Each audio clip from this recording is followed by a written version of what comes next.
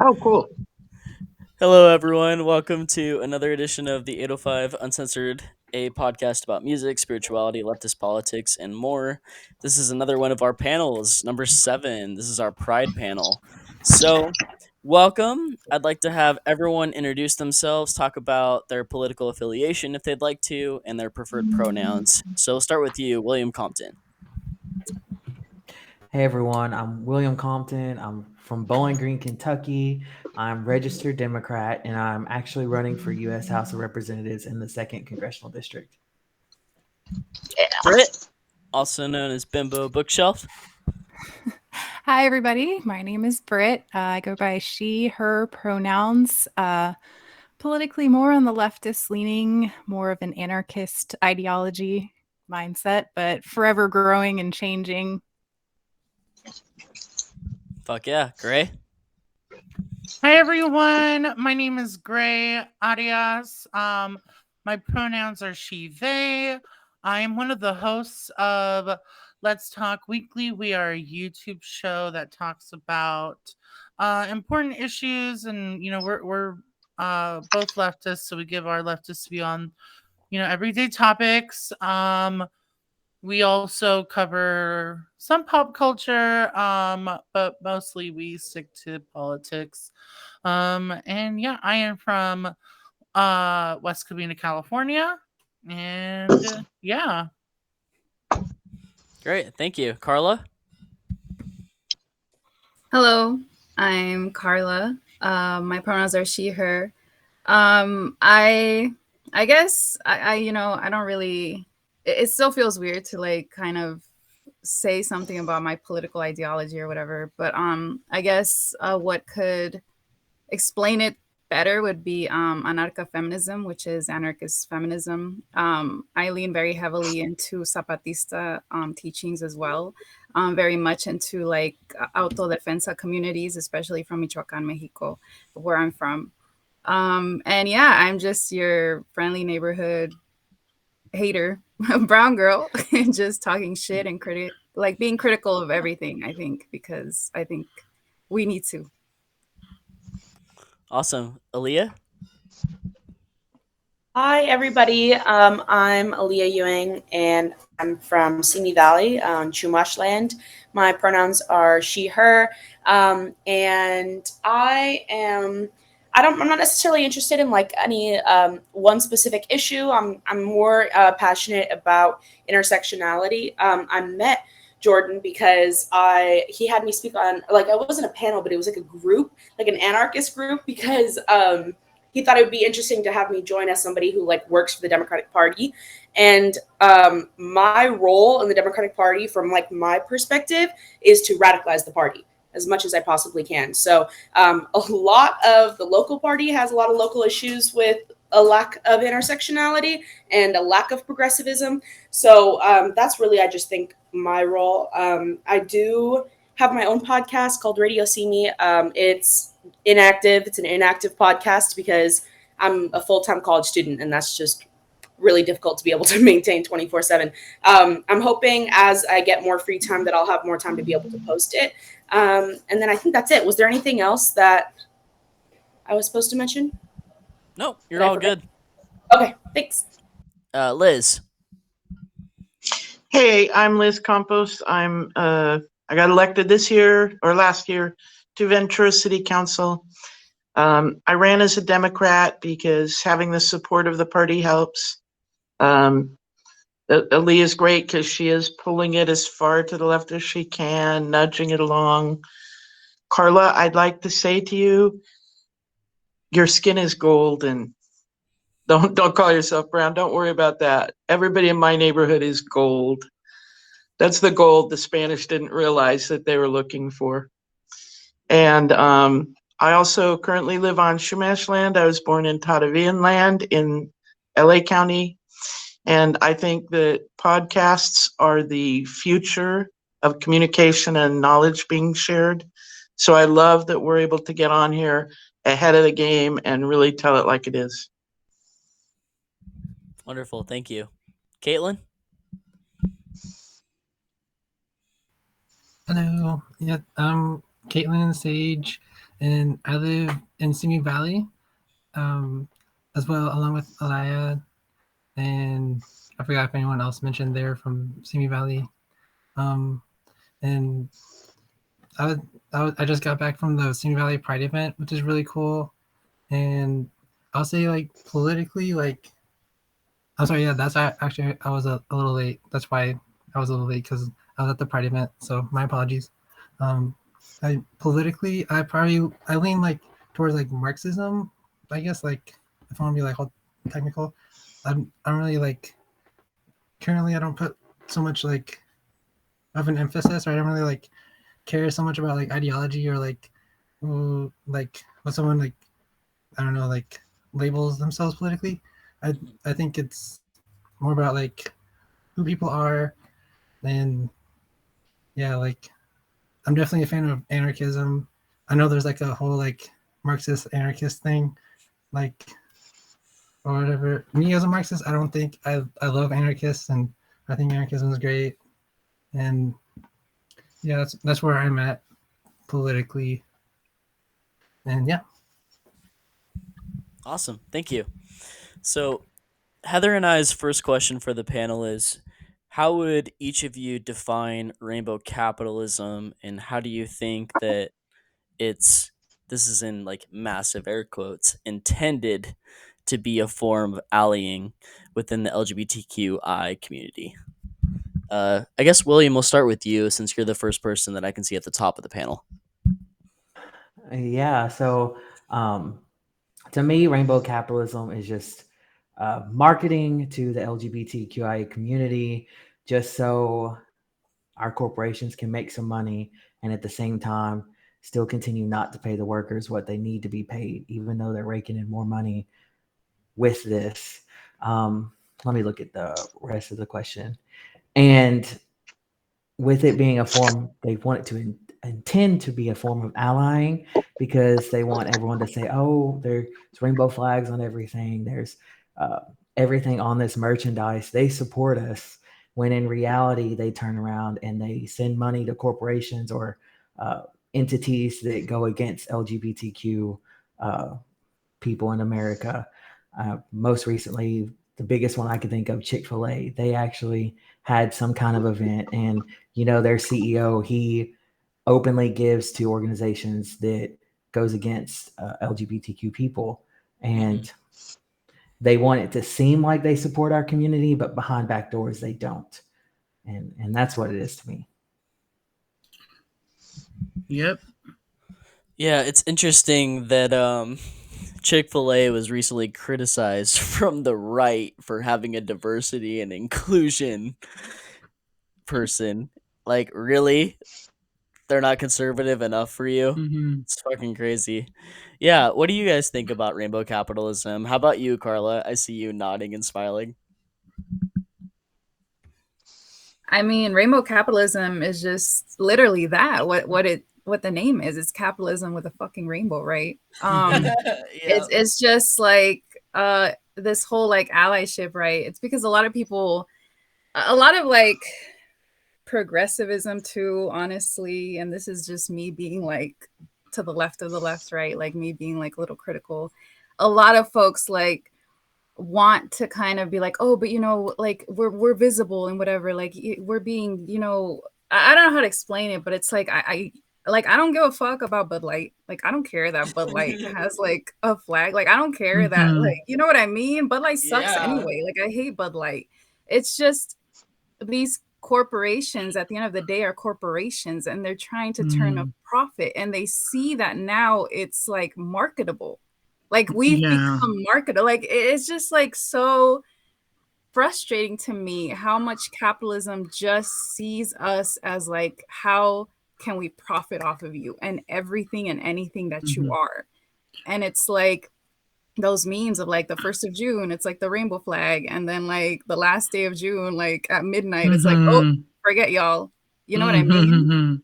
Anyway, I have a similar opinion when it comes to big corporations doing that. If a small business does it, I actually kind of like that. That's the one part but it's also the intent. in the question, that was the important word, intent. What's your intent?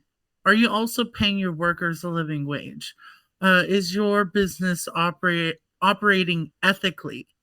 So if it's in good intent and you're operating in the most ethical way you can be, because again, capitalism is an unethical system, so it's kind of hard to not participate in the system when it's just how the world works. And so if you're gonna be an ally, then that's great. I'll buy your t-shirt. I'll buy your flag. Oh, there's a drink that you made that looks like a rainbow. Hell yeah, I'll buy that shit. But are you operating ethically? That's the question. And are your intentions good? Yeah, Aaliyah. Yeah, so I feel personally like capitalism is inherently anti-LGBTQ because capitalism promotes individualism, it promotes competition. That's what it wants to do. Whereas LGBTQ, we're a community specifically. Like that is what we are. Like you cannot have LGBTQ plus without having community. Like we are one and the same. So I think that like rainbow capitalism, kind of like what Karla was saying, like it's in the name, like it's not anything positive. It does not have any positive effects because the idea that like, oh, well, at least like we're providing, we're showing people that like we support the LGBTQ community, but they're really not, because like Ray said, like if it's not ethical, then it's just fake. It's performative is what it is. And it's like, they genuinely don't care about like LGBTQ people. They care about profits and they care about profiting off of us. Like Karla said about, we're just a market for them. We're not anything other than what they can use to make more money. And I think, and I just want to expand a little bit, that I think that there's also a really big issue where I think people get really judgy of the LGBTQ community for buying pride stuff from non-pride supporting communities, like non-LGBTQ supporting communities, like Five Below or the Dollar Tree or something like that. And it's like, I understand that we obviously want to be able to support LGBTQ artists and creators when we purchase things like that. But at the same time, like you can't be judgy of people who may not be able to afford those kinds of things. Like not everybody has the privilege to be able to buy from LGBTQ creators. So I think that like rainbow capitalism, as terrible as it is, you can't judge the LGBTQ community for doing what we necessarily have to do, as terrible as it is. And again, like, capitalism, it's not looking out for us at any point. So it's rainbow capitalism is terrible because of the capitalism aspect of rainbow capitalism. So that's kind of it for me. Yeah, Brit, you wanted to say something. Yeah, kind of just to piggyback on what you guys have already said. I live out in Florida, and so Disney's like a huge company here. The Chick-fil-A thing that you were talking about, William, really kind of made me think of it. I've been exposed to it because I live pretty close by, throughout my whole life. And I've seen over the way that it's changed from it used to be gay days. So there was one day of year that like the gays could come and be out in the open pretty much. Like, you could come and just be visible, whereas it was not really welcomed. And I went back there earlier this year, and there's rainbow capitalism vomit everywhere. And same like what you were saying, Gray, about like buying from small businesses, like how the rainbow capitalism is different.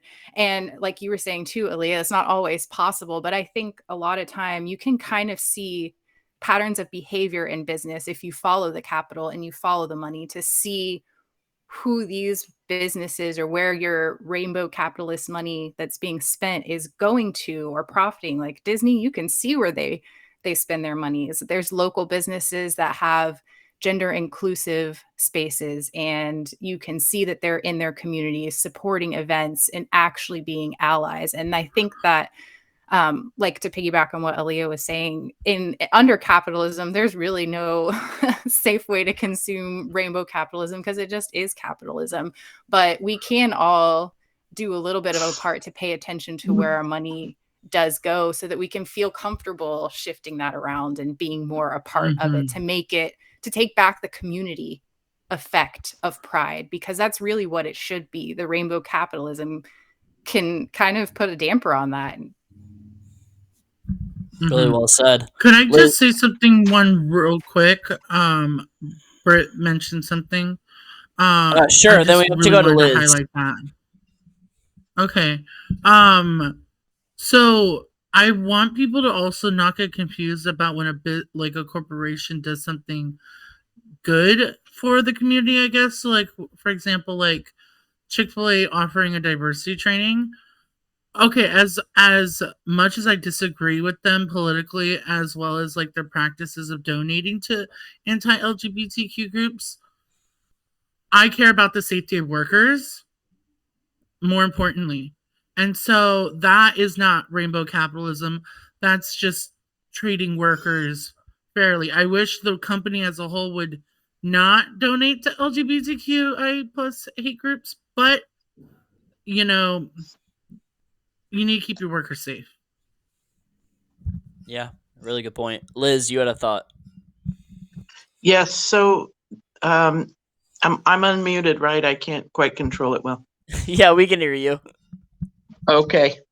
So we're talking about capitalism, rainbow capitalism, and rainbow capitalism during Pride, and a lot of things happen.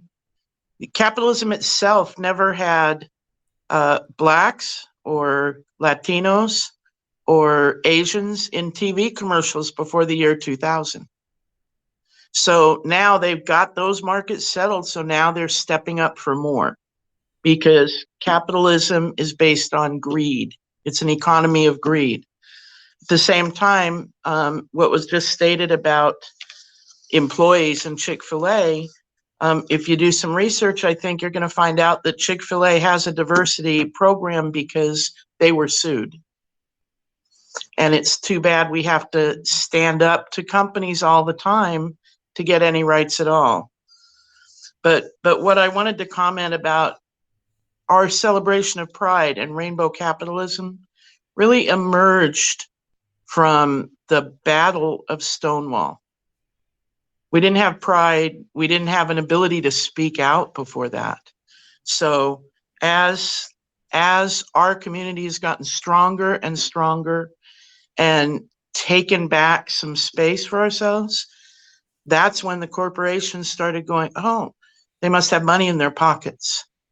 So for me, any company, any corporation that wants to use our community to make money, I'm not buying there because they're doing it for money and they're not respecting the people who died to give us the right to speak out. Absolutely. Yeah. Heather? Yeah, I wanted to actually also kind of raise this as like a subtopic, which is the issue of consistency, which I put in the chat. Because we keep mentioning Chick-fil-A, and I'm so frustrated right now because when I look at like the history of candidates that Chick-fil-A donates to, they donate to Democrats who, you know, rail against Chick-fil-A and say that they're allies, and then those Democrats don't give the money back. And I'm so frustrated with this because, like, I feel like if you're going to be consistent, I would like to see in an allyship consistency. And I'm wondering if any of you have any take on that as well, either with corporations or groups or politicians or whatever.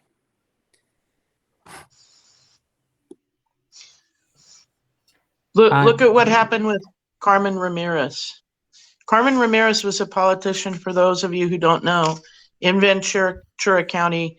She started in Oxnard. She was on city council. She became the mayor. She really worked hard for environmental programs and causes. She used to come and speak at rallies that I was holding for against the gas company. And when she decided to run for the Board of Supervisors, she received a donation from our local historical gas company, Era Energy. And she put it in an envelope and sent it back with a note that said, no thanks. And Era Energy got so mad because they couldn't use that against her later that they spent like $8 million to fight her campaign. She defeated them and won election for less than 10% of that. So when we maintain our integrity and stand up to the companies, we're better people and we can be trusted. There's too many politicians, even in our city councils and county boards and state legislature, who speak real well about taking care of people and human rights and housing and the environment. But they're filling their campaign coffers with money that's against housing, that's from developers, that's not for the environment, that's capitalist, fervor, that's for guns. So it's another thing that I don't think our community together realizes how much power we have to vote those people out of office. But we really have to work hard and do it. Aaliyah. That's my 2 cents. I was kind of going to go in a completely different direction. I was going to talk about inconsistency within the LGBTQ community, because the LGBTQ community historically has been like incredibly racist, incredibly ableist, but the creation of the civil rights movement that gave the LGBTQ community the majority of the rights that we have today specifically came from Black trans women and disabled Black trans women as well. And so I think that to see the amount of hatred that we have inside of our own community is really disheartening. The lack of consistency we have in our own community, because at the same time, we see like white gay men are statistically the least discriminated against in the entire LGBTQ community, but they're the loudest. They talk the most, they take up the most space, they're constantly being active. And I just think that like they don't take the time really to learn about the entire rest of the community because they don't need to. They have a lot of privilege, but talk a lot about the oppression that they face.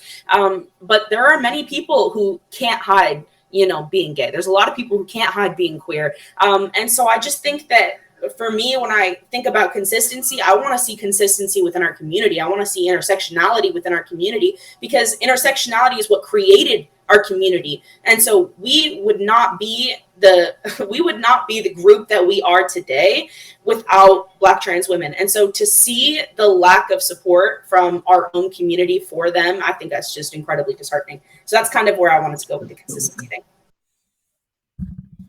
Yeah, really well said. Will, and then Gray.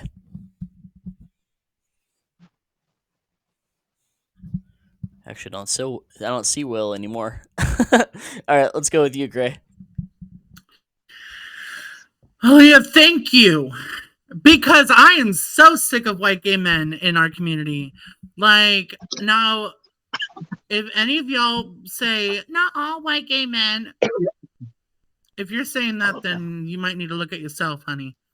Anyway, no, our movement started by a Black trans woman. And white gay men are now, along with the LGB movement, are saying that trans people don't exist, non-binary people don't exist. They shouldn't even be part of the community. Bitch, you have rights because Black trans women went and threw a brick. Yep. Or two. So shut the fuck up, sit your ass down, and pick up a goddamn book. Sorry. Woo! You go, Gray. Nah, no need to apologize. That was fucking awesome. So, I mean, like, from my perspective, like, rainbow capitalism is obviously pandering for the sake of profit. But at the same time, if these corporations, this is, again, my opinion, if these corporations pull out from having any pride representation, any LGBTQ signs or anything like that, are they not siding with the fascists? Like, there's to me, there's no other way to look at it. What do you think? Yeah, Brittany, you have your hand up. Well, I think that goes back to the consistency debate. If your company and corporation is only having a safe space during the month of June and no other time do you speak of it, then how is it really different than not having it at all? Yeah. Fair point.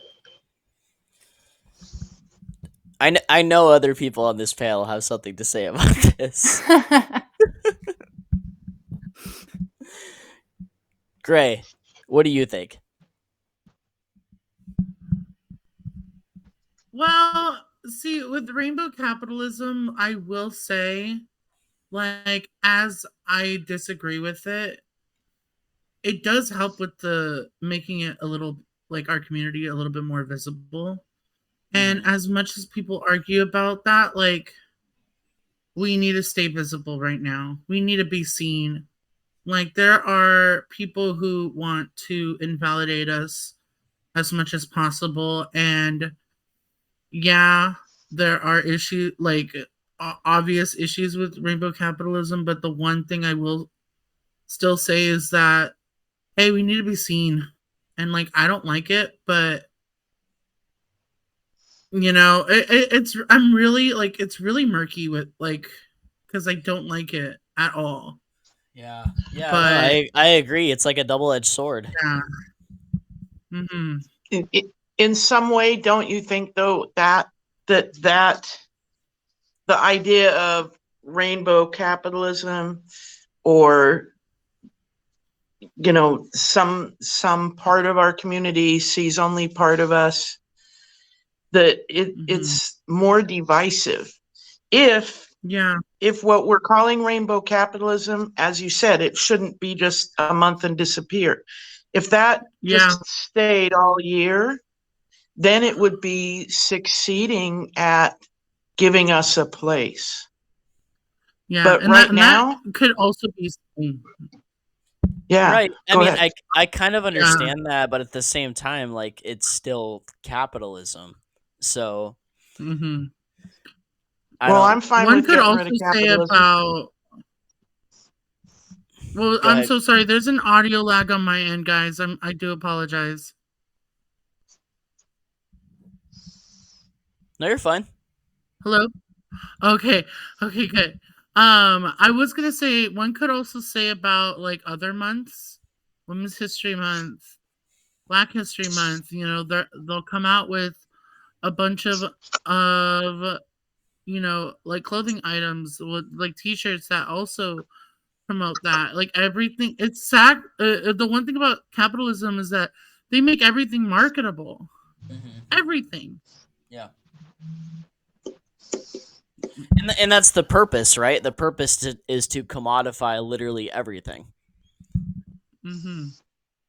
I kind of want to disagree a little bit. I don't think that the visibility that we see from rainbow capitalism is helpful. I think it's more harmful to our community than it is helpful, because kind of like what Liz was saying, I think that it creates divisiveness that was already there. And I think it creates a target on the back of queer people, especially when queer people aren't the ones leading the visibility, because then what we're seeing is fake visibility. We're not seeing authentic visibility. And the corporations, they're not trying to create visibility for the queer community. They're trying to create visibility for themselves. They're trying to market themselves as much as they possibly can. And they know that by doing it, that they are going to create a lot of hate, but that hate is still going to support their business at the end of the day, because people are going to be, how many people have been talking about Bud Light recently? It's all over the place. You know what I'm saying? And so it's a marketing strategy. And I think that not only do they not care about that visibility, but I don't think that visibility is helping the community. I think that if those companies really wanted to support visibility for the queer community, they would be uplifting other organizations and other activist efforts to be able to share that authentic visibility of our community. Yeah. Give us a voice. Oh, sorry to interrupt, but give us a voice. Don't give us a beer. Let us tell our stories in some venue, you know, support the podcast, support what's on YouTube. Let us be speaking on a TV commercial. Maybe we're drinking a Bud Light, but we're telling our story. That would be a lot better. That would be more authentic. But that's not what happens.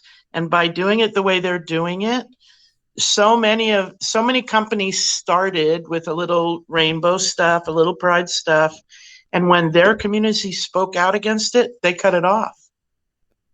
That's not Mhm. helpful to us. It's empowering the hating community.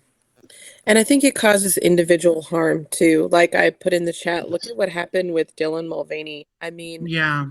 what has happened to her over the last several months is just unbelievable to me. And I just, every time I see like a new post, I'm horrified by, I mean, this is a human life. This is a person's life. And I mean, they're doxing her and trying to just completely destroy an entire career.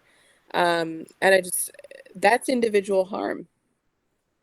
Yes, Yeah, Kaitlyn, absolutely. what do you think? Yeah, like yeah, the whole thing like rainbow capitalism is like, I don't know, it's like, yeah, I hate capitalism, and like, yeah, my main thing is that, like, I hate capitalism, and like, I don't know, it is like a weird, or like a thing. It's like if corporations like pull out of their support or like their representation of like their rainbow flag or anything, like that kind of makes me think of the Dodgers recently. Like, has anyone like Yeah. heard about the Dragnuns, and like Dodgers were like gonna like not work with them anymore, but then like they reversed their decision. Like, that's a good thing, and like I wish there was more of that, because like the Dragnuns are like super cool, and like the kind of representation I would like would be like in like movies, like when I think of like representation, like representation, like it would be great if there was like a romantic couple that was like queer in some kind of way. Like, there's not like any kind of like romantic like representation for like queer people. That's all like straight people, and like, yeah, I mean, that doesn't make me like a fan of capitalism. I still hate capitalism, and like, I don't know. I also think of like as like a Marxist. Like, I think of it also like queer people are like now, like, we're kind of like more like noticeable, I think, and there's like more people like that are coming out and like being like themselves and like being part of like the queer community, and it's kind of like almost like a market now, like a queer like market, I guess, and like corporations are like kind of like vying for control over like the queer market. And so in my opinion, in my experience, like from what I see, like from myself and like from my friends, like rainbow capitalism doesn't really work, and like it makes people like, I don't know, it doesn't make queer people like fans of corporations at all, and like it just makes you hate corporations more myself. But I guess it is good, like when like we're acknowledged in like some kind of way, and like queer people exist. So it's always like I don't know, like, yeah, like I think of it like as a market, and like queer people like exist, and like we had to like buy things, we had to like go to the store. So I don't know. I wish it was more authentic, like Liz is saying. All right. That's my thoughts. No, that's a really good point. Gray and then Karla. Yeah, I wonder, hearing everyone's thoughts, it's making me realize, how like in like the 90s and early 2000s, every time there was a gay character, they were like that, pushing that like straight woman accessory stereotype. And I feel like rainbow capitalism keeps pushing that narrative. Yeah, the gay best friend, although there is this movie called GBF or something. It's so hilarious. But anyway, right? But anyway, yeah, so it's like, nah, bitch, I'm not your little pet. Okay. Unless if you're gonna, be buying all my food and then I get to live with you, then fine, you can treat me like that. I don't give a fuck. But if that ain't gonna happen, then don't do that shit. No, but in all seriousness, no, we're not an accessory. We're a human fucking being. Yeah. That's a lot, guys. I'm sorry. No, don't apologize. You're great. You're great. That's fucking awesome. Karla. All right, so I'm about to be a hater right now. And if you follow me on Instagram, like you'll know that I have this meme like saved that I fucking love, and it's like this person like just smiling at a podium like that. Like that's just me like knowing I'm about to like shit on the parades, right? Like but anyway, So we're talking about, you know, kind of like rainbow capitalism, and like sometimes like folks see it as this kind of, and this is something that I was talking about earlier, right? About like, oh, like visibility, and like it makes like us visible, like queer people visible.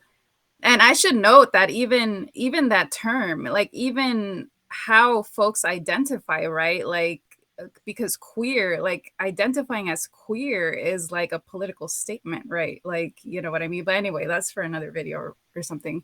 Yeah, like I don't care about the visibility. And I'll tell you, as someone who you know, I was born in Mexico, right? Like I immigrated here like when I was a little kid. Like there's this thing that's very prevalent like in communities of color, right? And like even in like in Mexican communities, and like pages kind of like cultural pages or whatever, like Mito or shit like that, like to like talk about, oh, like the first Mexican astronaut in space, or like the first like Mexican president. And like I don't care, because at what point are we actually talking about like, oh, it's making us more visible? Like to who? Like when I hear that shit, all I hear about is like assimilation. Like it's making us like easier to assimilate to what? To this country, to the United States, to a country that was like founded on white supremacy. I don't care that they see me. I don't care. I don't want them to see me. I don't want these white fucking people to see me. No, I don't. I don't care about that. Like I like, to me it's just like I don't know. Like because you know, Pride in Oxnard was today, right? And again, sorry, I'm gonna be a little bit of a hater, right? Um, I I was gonna go to Pride, right? And more so than anything, I was gonna go to Pride because my parents wanted to go. And I've, you know, like growing up, the parents are kind of complicated, right? Um, Sometimes later in life, thankfully, they're more accepting of who we are, right? Of like their children or whatever. Anyway, um, to me, I don't like, I see Pride, especially in a place like Oxnard, being something good, right? Because again, yeah, it's like queer people exist. Of course we fucking exist. Like we're everywhere. And yes, we exist in Oxnard. Yeah. So like it's a good thing for folks to come out and meet each other, right? Right. But at the same time, like I don't want to fucking go into Pride and like see like the Porta Wanimi. The fuck? Like for what? Yeah. Like why are they there? You know what I mean? Like I don't want to go to like fucking Pride, and like I went to Pride one time and I bounced as soon as like someone got on the mic and they were like, "Oh, now we're going to have word from our sponsors like Toyota." Like why the fuck do I care? Like Yeah. I don't care. Like you know, yeah, it's good because it's like, yeah, queer folks, we can go and hang out, but at the same time, like I'm so fucking critical, especially of like people that call themselves like community organizers or have anything the fuck to do with community, because like you either do it right or you do it good or you don't fucking do it at all. Like you can absolutely have fucking Pride without corporate sponsors. I'm sorry, but you can't. It might not be like the biggest thing, or you might not have like the most resources, But but we're not there's gonna have no, enough money. yeah, there's no fucking like you're selling yourself, you're selling like queer people essentially. Like you're like you don't like, there's so many, especially I think about like young queer people that are barely like figuring shit out, and they're showing up to this Pride, if they're showing up at all, and they're seeing like this fucking like Port of Wanimi, they're seeing like the fucking whatever other like corporate sponsor boost that people have, and it's like it's just like normalizing to them. They think that that shit is normal, they think that that shit is okay, and it's not. It's not okay. Like again, you either do shit good or you don't do shit at all. Like I'm sorry. Like I don't want to see cops at Pride. I don't want to see fucking corporate people at Pride. Like I just can we just hang out? Like why do we even have to have this fucking lavish shit? We could just fucking sit at Plaza Park and chill and hang out and talk to each other and talk about our experiences. Mm-hmm. Oh, sorry. I thought my my laptop cut off, but that's it. No, that was so freaking brilliant. So I think it was Gray, Aaliyah, Liz, and then Brit. So go ahead, Gray. I wanted to say, Karla, I agree with mostly everything you literally just said. I say mostly only because on the visibility thing, I think visibility does matter. I think a little bit more so towards the trans and non-binary community, only because people are constantly invalidating the idea of being outside of the binary when it comes to gender identity. And like people would be like, why do you care? Why do you always bring up gender? And I'm like, well, because my community is is under attack right now, and they're, you know, invalidating our existence and thus putting up laws that control our well-being, you know? And so like that part, like I don't know, like when people say, oh, I don't really care about um visibility, it makes me think, well, okay, well, are you are you being under attack when it comes to like invalidating your entire existence? And you know, everyone is, yes, but like, okay, like it's kind of like going back to the whole like your house is on fire, and the other, you know, their house isn't on fire kind of situation. My house is on fire right now, guys. And so like that, I don't know, I had to bring that up. And then when it comes to like pride, like I only like going to pride events that are very community based. I'm talking local vendors, maybe even uplifting like local DJs, you know. I don't need that whole like Toyota shit that you brought up, Karla. Like I 100% agree with on that shit. Like, come on, guys. Like, why can't we just hang out? Let's smoke some weed. Let's fucking barbecue and shit. Let's, you know, drink. Let's dance to some music. Go away, Toyota. Yeah, that's awesome. Aaliyah. Yeah, I was gonna say very similar actually to what Gray was just about to say about visibility. I think that for me that was something that like I understand, because I feel like when like what Karla was saying, when visibility is wrong, that's when I think that it's really harmful. When people are like incorrectly trying to like force visibility, I think like when it's inauthentic visibility. But I think that there are a lot of benefits with visibility when it comes to young people. I think that like when there are a lot of young queer people who feel like they have a safe space in their community because they see a lot of other young queer people, it makes them more comfortable being who they are. And I feel like for me personally, so I went to Santa Sue in Simi, which is like the gay school in Simi. And it was like, there was like a whole joke, which was like, I'm not going to lie, it was true, but it was a joke nonetheless, where people, like if you talk to somebody and you assumed, like you would assume that they were gay first and straight after. Like you would not just assume that the average person at that school was straight. And that school has like a much lower like bullying rate, a much lower violence rate than the other schools in our community. And I feel like a big part of that has to do with our leadership at that school. We had the first openly gay principal in the entire city, like East County, just in general. We had the first one. And as much as I hated him, honestly, I felt like it was still really helpful to have somebody like in that leadership position that shows that they, you know, you have someone to advocate for you in a position of power, someone who you know can stick up for you when like I walked into the wrong bathroom once and they like went out of their way to be like, do you need to use a different bathroom? Like it wasn't like, oh, you're in trouble for walking into that bathroom. They wanted genuinely to make sure that I felt comfortable in the bathrooms that I was using. And I think that we got that visibility specifically because of the principle that we had. So I think that visibility has a net positive impact when it's authentic and when it's real, when the intent is to actually uplift people. I think that the biggest issue, like you were saying, Karla, is when we're seeing that fake authenticity, we're seeing that fake visibility. And I think that that's like really when our community starts to struggle a little bit, because we get stuck in positions where we feel like Toyota is the like, that's our pride support. Like Toyota is going to be what's bringing our community into visibility. Like you said, we are our own community. We can show our own visibility ourselves without having to be dependent on corporations. And so I feel like when it's authentic, that's kind of when I think that's when I support it. Yeah. No, a lot of really great points there. Thank you, Aaliyah. Liz.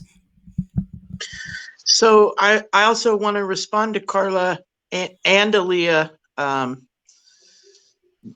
With Karla, I want you to just go on and hate the Oxnard Pride as much as you want to, because those of you who know me know this, but many of you don't. I have a spinal cord injury, and so I'm like 100% confined to a wheelchair. So I go through a lot to leave my home and just get to places that are out of reach. And I had like 10 people invite me to Oxnard Pride last year. They said, oh, it's the best among all the Pride. It's the most exclusive event. And I got there and I couldn't get anywhere because there were cables here and boxes there. And they set that park up totally inaccessible. And the capitalist booths that were all there and the food booths were facing into the grass. So if I wanted a cold drink, I had to go across the street to Starbucks. So that's not inclusion and it's not welcoming. So that's a problem. And part of that is because in our fervor to have a better Pride each time, we buy into that capitalism that gives us money. So we buy more equipment and we get more food vendors and we put it all out of reach to people with disabilities. And then once one part of the community doesn't feel welcome, there's others who are not physically, visibly disabled who also don't feel welcome. And the most important thing we can do, and Aaliyah said it clearly, is make a space where young people who are trying to find themselves and understand their feelings can sit around and talk to somebody that they trust, or just be in a space, even without speaking, around people who they know understand their feelings. That's what we have to do somehow with Pride. Beautiful. Thank you, Done. Liz. Brittany, what do you think? I think that I'm kind of going to piggyback a little bit on everybody just said about the authenticity behind, the rainbow capitalism at Pride, and how, there is, to a certain degree, an importance in not necessarily maybe being seen, but being comfortable, showing people in your community, especially the young people, especially the people with disabilities, especially the people that don't have as much access to community care and support, that there are places for them, that there are safe spaces, especially like you said, Alea, with the younger people. I seen teacher friends here in Florida that leave and move to Washington or California, or schools where they feel like they can actually support children. But where does that leave our kids? We have so many kids down here that are being abandoned because it's such a scary time that the adults want to keep doing it, but it's not allowed to anymore. And to some degree, the rainbow capitalism, it does make it worse in places where people are targeted. If you're openly trans in the South, if you're wearing rainbow gear in the South, you are making a political statement, and you are essentially wearing war gear going out. You put a target on your back. People are full of so much hatred, and they want to take it out on someone that they feel like is standing against their personal ego and beliefs, and they take it out on the people docked out in the rainbow capitalism. But there is so much importance for having that safe space for people within our community. But I think it always goes back to the money, to the capital. Where are these spaces that are showing you they have a safe place, they have rainbow flags to stand out? Where are they during Pride? You guys were talking about the police activity in Pride and some of the bigger events and stuff. And despite what people may believe, there is a incredible left movement. There is an incredible LGBTQIA community here in Florida that would fight to the death for members of their community. And those people are the people that you see repeatedly out and repeatedly doing things, and typically not in rainbow decked gear. And if it is, maybe it's a small pin that shows you, hey, I'm an ally, I'm safe, not well, I went to Target and I needed toothpaste, but they had the rainbow one for $3 more, and I had to get it because I'm gay and I love it. There is a way that we have to, I think, challenge ourselves, because the nature of capitalism, we want to feel included. We want to have something that we're able to show our pride and to find other members in the community, because that's the other token. It's so hard to know who is safe, who could be an ally if you're not able to be in the community often. Say you do have disabilities, or you're a younger person that doesn't have access or resources to be at City Hall or to be at the small community events at the bar that is just kind of lost and out there. It's hard to know sometimes where to find that in between balance of authentic visibility and just capitalism being thrown up at you to try and get you to their business. A lot of really great points there. Thank you, Brittany. Gray, you had something you wanted to say. Yeah, I wanted to highlight Bert's comment on the visibility thing being a sense of highlighting spaces that are safe. Like, for example, and also gives them the opportunity to be in community with their community. So, like, for me, example, I'm really busy. I'm a really busy person. Like, it's only June and I've already worked on like 3 productions. I'm a stage manager, so I'm always on the go.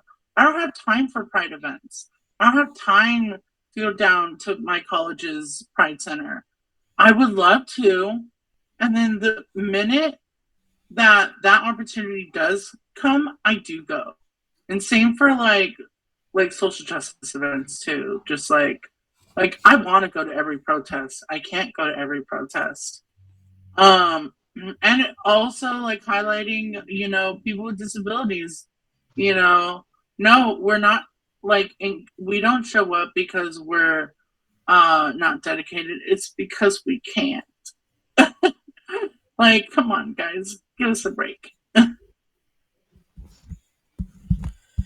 Yeah, so something that Brittany brought up that I actually kind of want to talk about with the panel is relocating, like, away from states that are experiencing extreme bigotry towards the LGBTQIA community.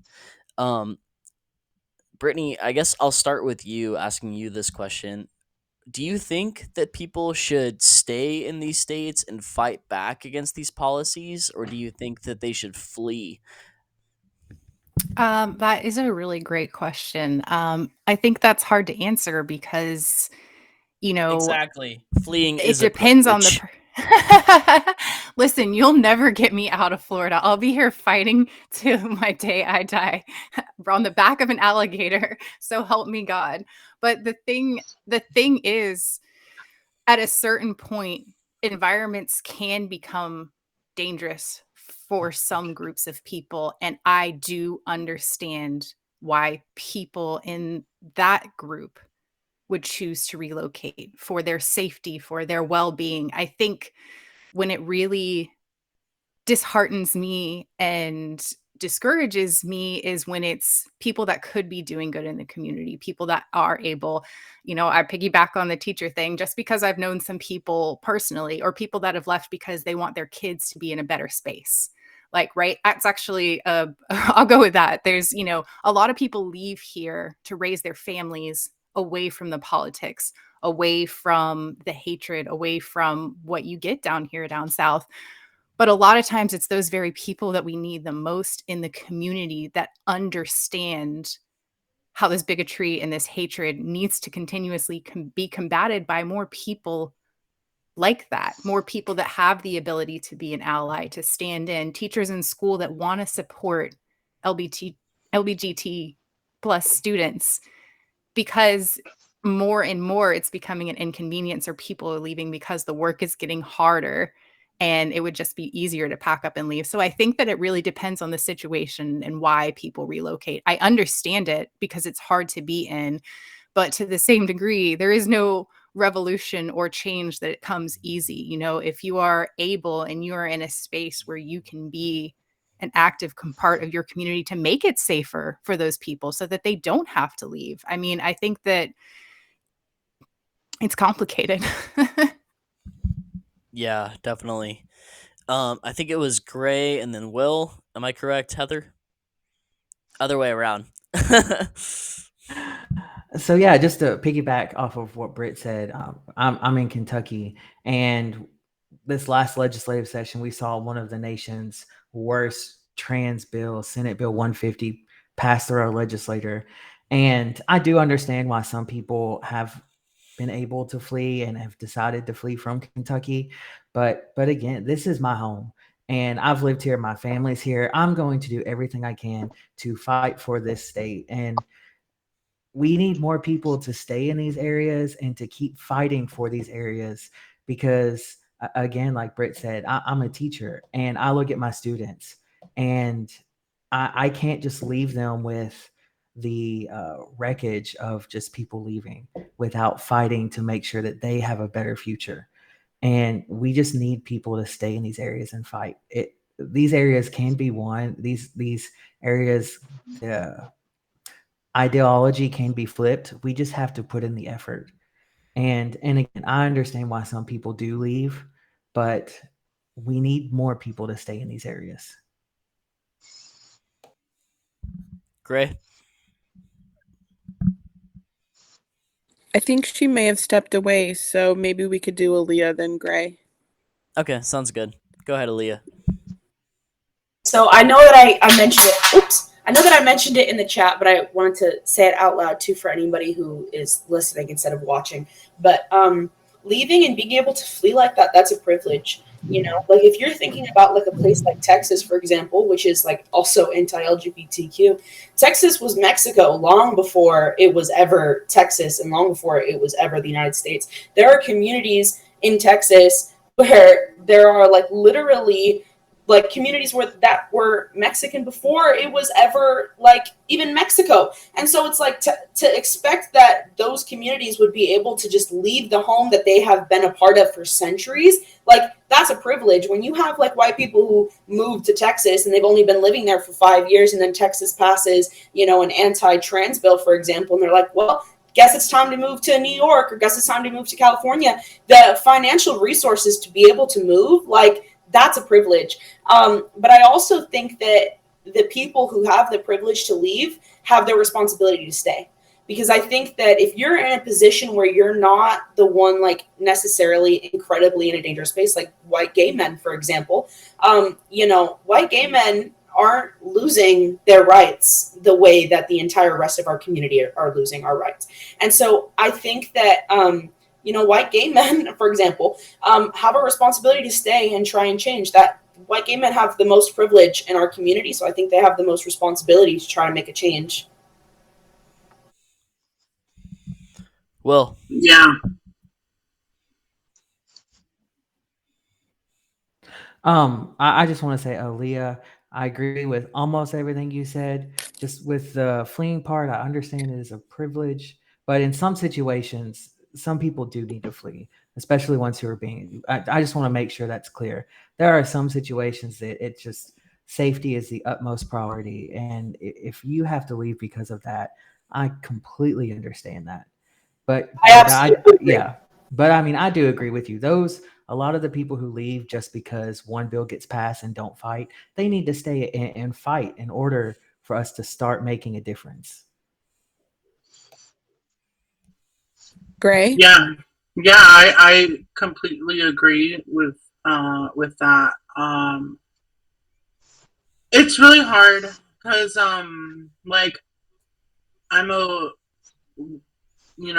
white passing person in our community. I'm also non-binary, so that does put me in another box. And I'm in California, so I don't have to worry. However, there's another reason why I'm fleeing, and it's climate change. It's getting too goddamn hot in California. And if it gets above 95 degrees outside, my blood pressure goes skyrocketing because of my health. So that's why I'm going to be fleeing. But like, when it comes to like people's like identity and like just that like their existence is being under attack, it just, yeah, if you feel unsafe and you have the means to do it, then yeah, do it, you know? Self-preservation isn't something that should be judged, you know? You know, we first of all didn't really ask here, you know, two people had sex in the 90s and now I gotta pay rent. So, but you know, so now that I'm here, I might as well, I guess, try to survive. But yeah. So like, if you can flee, then flee. But if you can't, then yeah, do the work. Brittany, what do you think? Well, I think that kind of just goes back to like genuine allyship. You know, the people, there are going to be people that need to flee and leave situations, to leave the family, the state, the trauma that they've been. And that's where that's where you see real allyship. It's not about the shit that we share online or the rainbow capitalist flag that we give as a safe space. It's what we're doing in our communities. It's what we're doing to fight it where it's the hardest. That's how you really become an ally to people, is to put in the work. And rainbow capitalism is kind of the opposite of that. It's like the lazy man's way of doing it, you know? Like, I voted. I tried, guys. But I mean, it really is hard work. Allyship is work. I mean, it's being there for someone. It's being there for your community. And, you know, if you are in a place to do it, I think it's your responsibility. What do you guys think the role of like people like me, like white cisgendered people, straight, is in this fight? Because obviously I support the community, but like I want to be an ally in every way that I can. So what do you think is my role is? Can I answer? Yeah, go ahead. Okay, I say this in the most respectful way because you know I'm enjoying I enjoy being here, and I Of respect course, I'm asking for you to be honest. Okay, cool. So sit down, shut the fuck up, and listen. That's all I have to say. Oh, and then if you're ever in a situation where like someone needs help. But yeah, mostly Sounds the good. other thing. Liz. So I pretty much know you as a good listener. I think that some of the problem we may have at sometimes is trying so hard for us to be a unique, united community, even though we all are different, but we're all the same. When we find allies like Jordan that are willing to give us a voice, which is what he's doing, we need to really not just accept them, but educate them, work with them, and let them in some ways become part of our community, because that's how we succeed. That's how we succeed. In order for Harvey Milk to get elected in San Francisco, he didn't just get more and more gay people in San Francisco. He was a leader who encouraged everybody before AIDS to do all kinds of community work. They were running the food banks. They were out helping the homeless. They were doing everything. And so when he ran for election, there were as many allies voting for him as his own community. And I think that's very important. So, we can be harsh and say, sit down and shut up. No offense, Grade, my opinion. Or we can welcome people, with loving arms and say, hey, you're one of us, however you choose to be. And then that way we get elected into office and we get people speaking on our behalf in public spaces where we're not welcome. And so I think it's the moment that we have to start getting the entire community together, not just our small space, but bring as many people in as we can to understand us. That's what needs to happen in some of those states where the loud voices are sick voices, like Donald Trump was. But there's so many people that can't tolerate that bullying, but that stand with us and we don't even know them. So I think it's very important to, when you find someone like Jordan or like, you know, the guys on Ventura Tide Pod, we need to thank them for their help and just educate them and listen to them too. That's it. Brittany and then Karla, and then we'll go to Gray. Oh, sorry, Brittany, No, Karla, no. Aaliyah, and then Gray.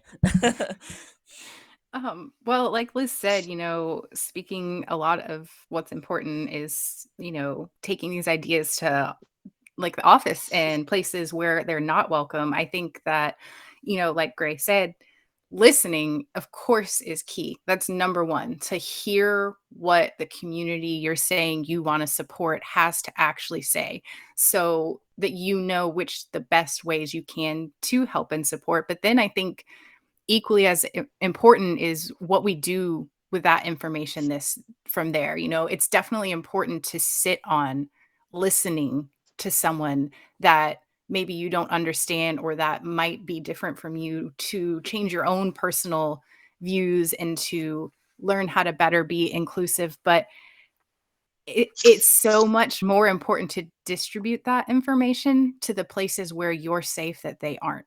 You know, your job is to have that conversation at Thanksgiving with your crazy uncle because it's not safe for them to. You know, Yep. that's how I feel. You know, there are places where I am welcome and people listen to me, typically speaking as a, you know, a white woman, white cisgendered men will listen to what I have to say, even if they're rolling their eyes. So I know that I have opportunities in places like that. You look for places where there's opportunities for people to listen to you so that you've listened to them and you can spread the message where it's not safe. You can communicate on behalf of people that can't safely do it for themselves. And I think that that's, you know, another big part of allyship and being in communities is being that voice where it's uncomfortable on the sake of others. Thank you, Karla. Okay, so I definitely do agree with the shut up and listen part, for sure. And I would actually go even further, especially again as like a queer person of color, right? Who like often kind of like in the past has dealt with like spaces that have been even predominantly white. So like even I think to white people in general, my thing would not even just be like sit down and listen. It would be like pass the fucking mic. You know what I mean? Like there's this thing and it's That's like where the shut the fuck up comes from. yeah, it's like engraved in a lot of people's minds, right? Like, oh, be voice of the voiceless. Like, no, you don't have to talk for me. I can speak. Like I can speak and I do it very well. So pass me the fucking mic. I can talk for myself. Other people can talk for themselves. Honestly, open your pockets. Open your pockets. You know, a lot of us could use like a lot of like financial help. I think like uplift other people. Like I've heard of people who let's say like someone gets like a speaking gig or gets invited to like do something, be like, hey, you know what, I know someone who's more qualified than I am, like pass those gigs on. You know what I mean? Like just stuff like that. I think it's definitely like a lot of like, and also like decenter yourself. Right, like try to like limit how much time you're taking, allow other people, like especially queer people of color, whatever, to like take up that fucking space, right? Because we already it's ingrained in us to like shrink and like kind of like, you know what I mean, like just like, no, let us take up as much fucking space as we can. Pass us the fucking mic, help us out financially when we're struggling. And honestly, you know, like for like people that it's like, oh, maybe it's like safer for me to talk in those spaces, well, get in front of me, I'll talk, but like you if you're physically able, like fuck it, guard me, you know, but like let me talk. Like like if it comes down to it, like put your fucking body on the line, you know what I mean? Fuck yeah. Heather, who was after Karla? I'm sorry. So it's Aaliyah and then Gray. Okay, sounds good.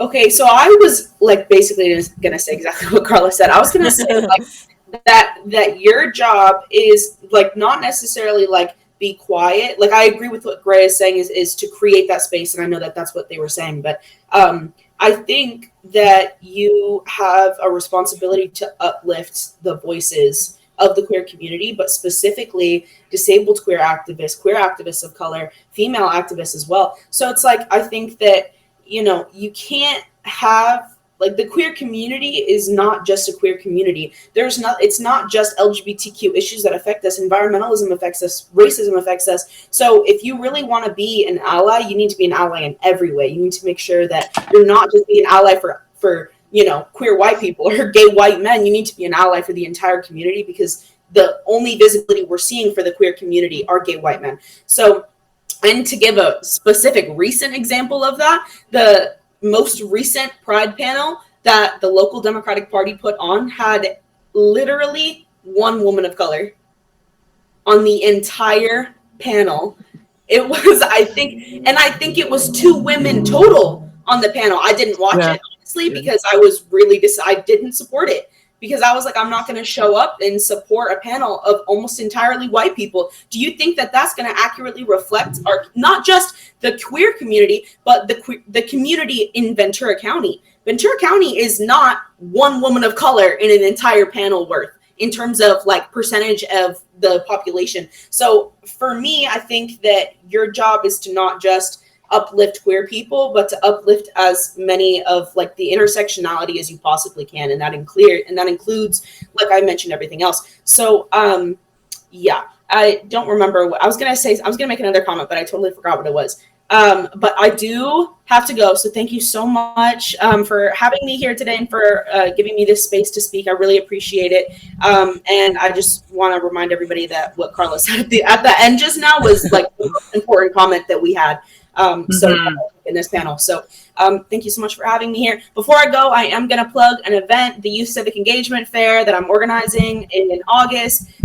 Our organizers are very awesome. Our guest speaker list is entirely progressive, not necessarily young, unfortunately, because we want to have some elected officials in there, but it is a very progressive list. We looked at the voting records of our elected officials well before we decided to have them come on, including removing some guest speakers when we learned more about their, so, I would just really love it if anybody could come and support. Youth means under the age of 35. If you can run for president, you're too old to come to this event, but there are going to be a lot of great speakers that are going to be talking about a complete variety of issues in Ventura County, and that is going to include workshops where people can learn how to make their organizations more intersectional, like environmentalist organizations, for example, as well as how to make them more accessible and etc. We're going to have like free music. We're going to have food trucks. If anyone's food insecure, we have an opportunity to provide you with free meals, and we can pay back for transportation if there's any accessibility or financial issues there. So wow.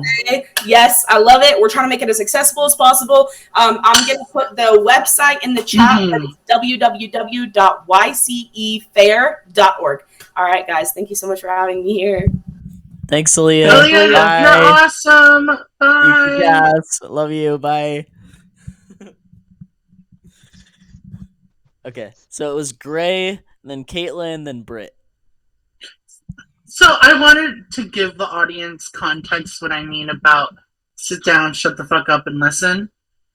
Sit down, show up. Like, show up, guys. Come on, let's go.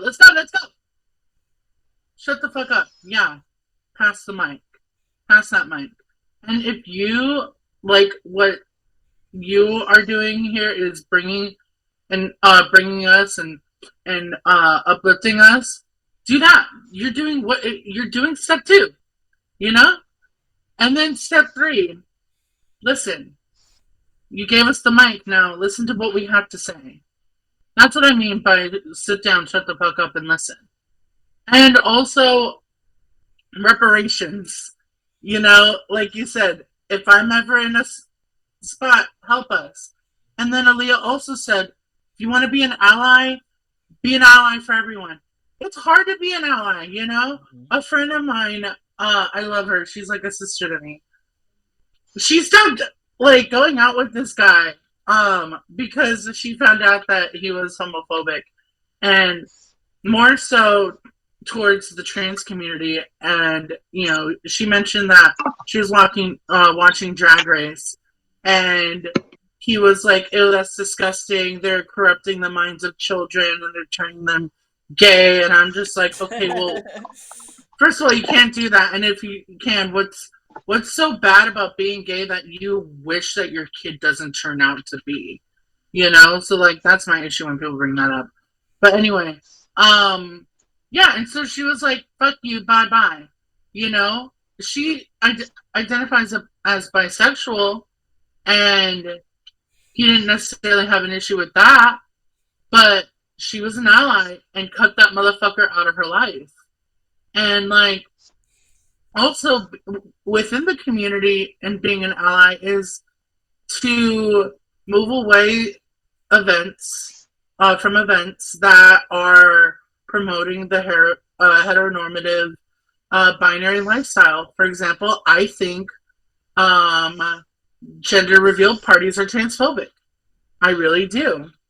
You're assigning that gender and that role and all that onto a child. Like, if I mean, my parents never did that kind of shit. But if I had pictures of a gender reveal party that was for me, that wouldn't be a good memory anymore. That would be like an event that reminds me of the 15 years of confusion on why I wasn't a boy.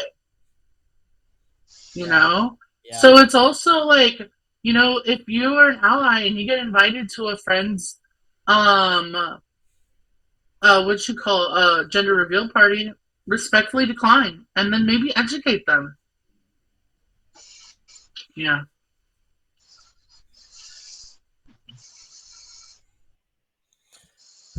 Go ahead, Kaitlyn. Yeah, I'm feeling the gender reveal party is being transphobic. I always felt that way. I like thought that like it's like it's like part of like I don't know society's like expectations on gender roles, and I agree with that. My thing about being an ally is like like nobody likes like a performative ally, and like nobody needs any more like fake allies or anything like that. I do think like the world is so like transphobic and so homophobic and like anti-queer. Like it is like it is great honestly, like if you are an ally. And so like if you are straight and cis, like you like I feel like you should know that like if you are an ally, like that's like honestly amazing, and like you're going against the tide of like most people, most of like societal norms, I think. And like I don't know, for me, like being an ally, like the best way that you could be an ally is like yeah, there are like the bigger like more grandiose gestures or whatever, but like for me, like the best way like someone was an ally for me was like going up to me and like asking if what my pronouns were at work, you know. And so like small things like that are like the best way to be an ally. Like don't be afraid to ask for people's pronouns, don't be afraid to give your pronouns. And like yeah, especially at work and like regular like everyday common places like that we're at like every single day, like to like not be transphobic and to like be like an open person to like the queer, the trans community is like I think it's really great. And like yeah, to be an ally for me is like to be an ally like everywhere, like not just on social media, like not just like when you are like speaking at like a public event or something. It's like all the time, like when it's like just you and one other person who's like queer, you know, like yeah, like the smaller things are like people like everyday activities. That's where like being an ally really counts for me. That's what I think. Yeah, Brittany, and then Will.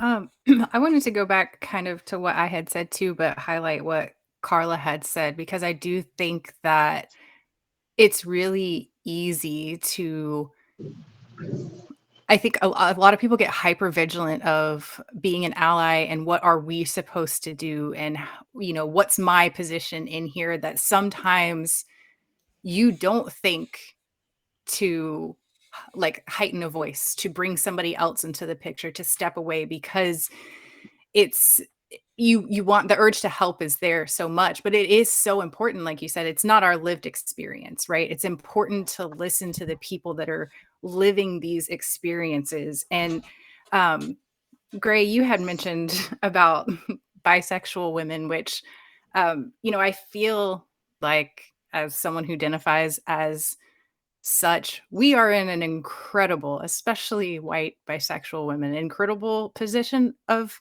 power, because I feel like this may be a little controversial to say, but bisexual women are very often the only group in the LGBTQ community that white cis men look at differently. They look at as something to admire, to want to be a part of, and they treat bisexual women differently. So those are the kind of places where it's like, that's where it's your I'm trying to losing my train of thought here, but where you should be being an ally for people, talking to those people who look at you differently, talking to the people in your family at events, like Kaitlyn said, the day to day where you show up and, talk to the principal, set a meeting at the principal of the school, because the way that they're setting up their book bans in your school makes you uncomfortable. That's a big thing down here. I don't know about in California, but it's from school to school. And it's the way that we show up daily to talk to the people in our lives that disagree with us, that make it uncomfortable. Your coworker at work that may not know any trans or queer people in their real life, but have a perception of them. It's your, job. It's our job there to, talk about it and make it more common for people to ask pronouns. Go up to your coworker that maybe looks like they identify as a straight cis person and ask them what their pronouns are, to normalize it, to make it, I don't know, losing my train of thought. But I think what Karla and Kaitlyn and Gray said, it's all really important, Will and then Gray. Yeah, everything that's been said has been amazing. I just want to say, just as an ally in normal everyday life, if you hear like a microaggression towards the LGBTQ community, something as simple as, oh, that's so gay, or something that has been normalized for so long, just calling that out. And again, what Brit said, asking about those pronouns, even in situations that other people aren't, and just being that voice. And if you're willing to be able to do it, standing up even in situations that could potentially become violent for the LGBTQ community. And I say that because here in Kentucky, we've seen a rise of KKK propaganda in northern Kentucky. And so much so that the Pride events that went on today, there was a large group of allies that actually showed up in case something happened to protect the people at our Pride organizations, which was fantastic. And so if that's something you feel comfortable doing, do that as well. That's an amazing way to be an ally. But in normal everyday life, any of those microaggressions, please just kind of nip that in the bud and call them out on it. Just calling everybody out when it needs to be. Really good point. Gray. Yeah, I wanted to bring up the point about bisexual women. Like my friend was sharing, yeah. But I think I mentioned about how like he was okay with her being bisexual, but he brought her up and he was like, "Well, I guess that's okay." And like, I guess a lot of guys like ask if you want to like do it, like have a threesome, and then she goes, "Yeah," and it's disgusting. Thanks for pointing that out. You know. Oh, this guy was a complete douche. She just gave me the tea yesterday, and I threw my phone at one point. But anyway, and then yeah, going back to the whole like if you hear a microaggression, call it out. Just and call out homophobia and transphobia and all the phobias out if your family members say it. Like at Thanksgiving, have that conversation, and keep the conversation going. And also, the book banning is happening in California, unfortunately.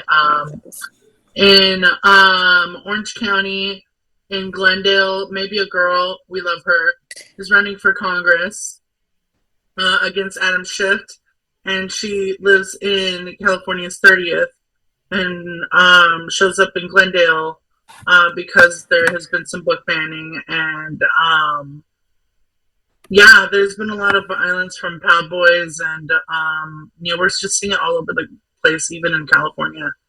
I just wanted to bring that up. Yeah, we have the kind of neo-Nazi conservative, mama bears up in Thousand Oaks who show up at the school board meeting every other week and try to, do all of the book banning there too. And it's funny because it's like the same people who, when I first started like in politics 15 years ago, would show up and argue against books about evolution. And it's like the same fucking people with the same tactics. But I actually wanted to ask you guys, because we've like mentioned about like giving people a voice at events. And I put this in the questions. I don't know if you're all familiar about what happened at the White House Pride event with Rose Montoya, where she's a trans woman who flashed, like a TikToker that was, doing a vlog or whatever from the event. And she was showing her surgery scars. And of course, the White House heard about it, and they sent out the queer press secretary to tone police and Rose Montoya and ban her from ever attending a White House event again. And I'm just wondering what kind of like you all like for me, being an ally is not tone policing people. Like I don't just want to give people a space to talk, but I want to like not try to fucking tell them how to talk or how to do things. And for me, actually, I thought that Rose Montoya's response was great. She said, I was showing my surgery scars and I was expressing trans joy. That is what trans joy is to me. So who am I to tell, or who is, the White House to, and I just kind of want to get you guys' perspective. We have Gray, Karla, Will. Thank you for bringing that up. I did not know this happened. Wow. But I agree. Gender affirming care is one of the hot topics, and one of the areas that are under attack right now. And it's funny, and this is part of cis privilege. A straight guy can get a penis enlargement. A cis woman can get a boob job. That's gender affirming care. Yep. People don't realize that. And they can just get it whenever, but we had to undergo through a year of therapy and then go through examination and after examination. Like, no, bitch, I know that I'm non-binary. I don't need a fucking well, no, I truly believe that if you're going through gender affirming care, you should go through therapy, just as your body is going through a major surgery, you should go do it. But I don't need I don't need it to be regulated so much for me to understand my identity. But however, going back to bringing that up for the surgery scars, that can be triggering for those who are currently going under gender affirming care.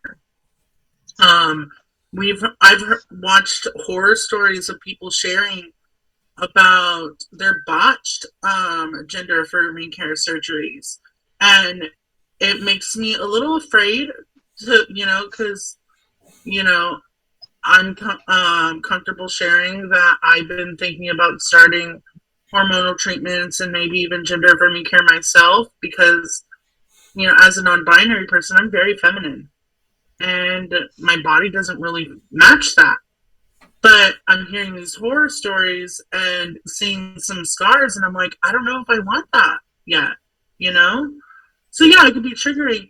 And then also, if it's a pride event, like, I also want to know if there were children present, because, time and place, though, like, yeah, don't tone, please, people, but there is time and place. Karla, what do you think?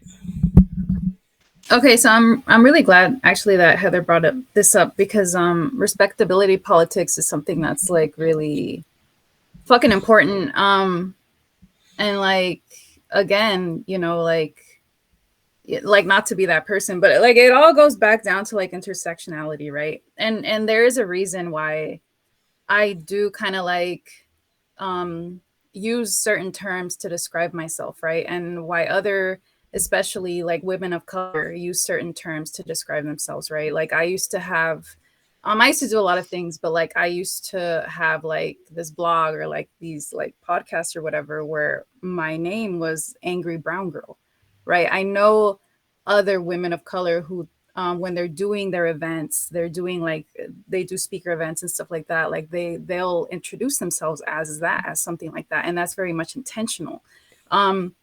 Because there is a lot of respectability politics. There's a lot of like tone policing that happens often by maybe like well-meaning people. And I'm using like the scare quotes, right? For people that can't see me. Like a lot of well-meaning people, sometimes they like they don't understand, right? Like there's already this pressure, especially on non-white people, especially on women, to kind of like speak in a certain way, right? I think that a lot of the pushback that I've received, because I'm very vocal again on my social media, on my Instagram, whatever, a lot of like the pushback that I've received has especially happened from men. And it's because of the way that I speak and the way that I say things isn't how they think that I should be like nicer. I should be like more welcoming, right? But I'm not. I'm fucking direct, and you're going to listen to me, correct? Like I'm going to speak like this because this is how I like to fucking speak. But anyway, I'll kind of mention like something that happened to me, not recently, I think like a year ago. I was in conversation with someone, and we were having this discussion, right? And again, it's like mostly men that approach me that want to like either debate or talk politics or whatever, when none of that bullshit has ever really like interested me, to be quite honest. I'd rather actually be doing shit, right? And someone approached me, we were talking. I'm not going to say too much because I think this person is actually kind of like known or whatever. But that's like a little tea or whatever. But like they were talking to me and we were talking about like the community, right? No, oh, trust, I can, but like no. Like we were talking about This is the chief Melissa, I'm sorry. No, it's okay. We were talking about the queer community, right? And we were talking, and this person was telling me how sometimes it's like, no, not sometimes, but like it should be our responsibility to essentially talk to them nice, to like talk to like people who are against us or whatever, like nice, to like, oh, we have to like sit down with them, we have to like be nice to them, we have to, no, I don't have, first of all, I don't have to do shit, my guy. I don't have to do shit. Okay, second of all, like maybe you can do that, but I don't want to do it, so I'm not going to do it. So like don't expect, like, like if folks have that capability to sit down with like white fucking racist people or like queer phobic people and have conversations, good on you. I'm not going to do that, and don't expect me to. Like don't have these expectations just because you want to be like play nice and hold hands and whatever. You can do that. Me, like the audience that I like my whole purpose and being visible, again, like the whole visibility, because sometimes I feel like it's like, you want to be visible, or do you want to be appealing? And appealing to who? Like for me, I want to be visible, but like my shit is for especially other women of color. That's who my fucking targeted audience is. Anyone else, I'm sorry, my shit's not for you. So like if you have something to say about my shit, I really don't care. Secondly, it's like, again, like this tone policing stuff. It's again, like when I used to do stuff, and we used to do a lot of stuff around here in Oxnard against the Oxnard Police Department. This was back when Alfonso Limon got murdered, Robert Ramirez got murdered, stuff like that. and we had a lot of events, and at a lot of our marches, people were like angry, right? And they were saying, fuck the police, right? Like, and a lot of people were very critical of us because we were allowing that shit, which honestly, some of us were the ones that were fucking yelling that shit in the first place. But anyway, like, oh, like that's not very like that like that deters from your message or whatever. Like, no, it doesn't. Like, our anger is justified. Like, my anger as a brown woman is justified. The shit that I've experienced is like the anger that at the shit that I've experienced, the shit that my family has experienced, the shit that people that look like me have experienced and continue to experience. Because again, I work with kids. And the most heartbreaking shit is that I see the same things that I went through as a kid. They're going through that shit too. And that makes me fucking mad. My anger is valid. My words are valid. The way that I choose to speak and the things that and how I say it is fucking valid. And I'm not about to like mince my words or like, you know, like be nice and, oh, do you want to talk about politics with me? No, like, fuck you.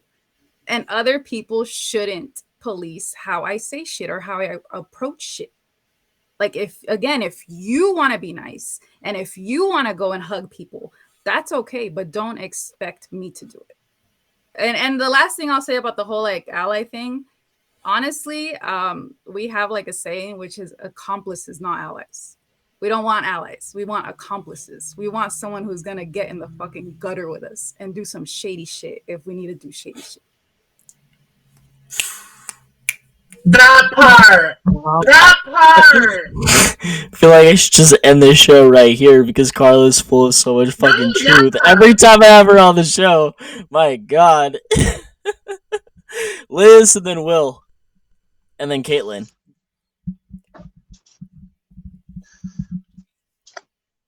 Okay, at this moment, I want to just say this. What Karla said, it's perfect. I can't add more now. Thank you. Right? Exactly. Like, how do you follow that? Yeah. Kaitlyn? Oh, power.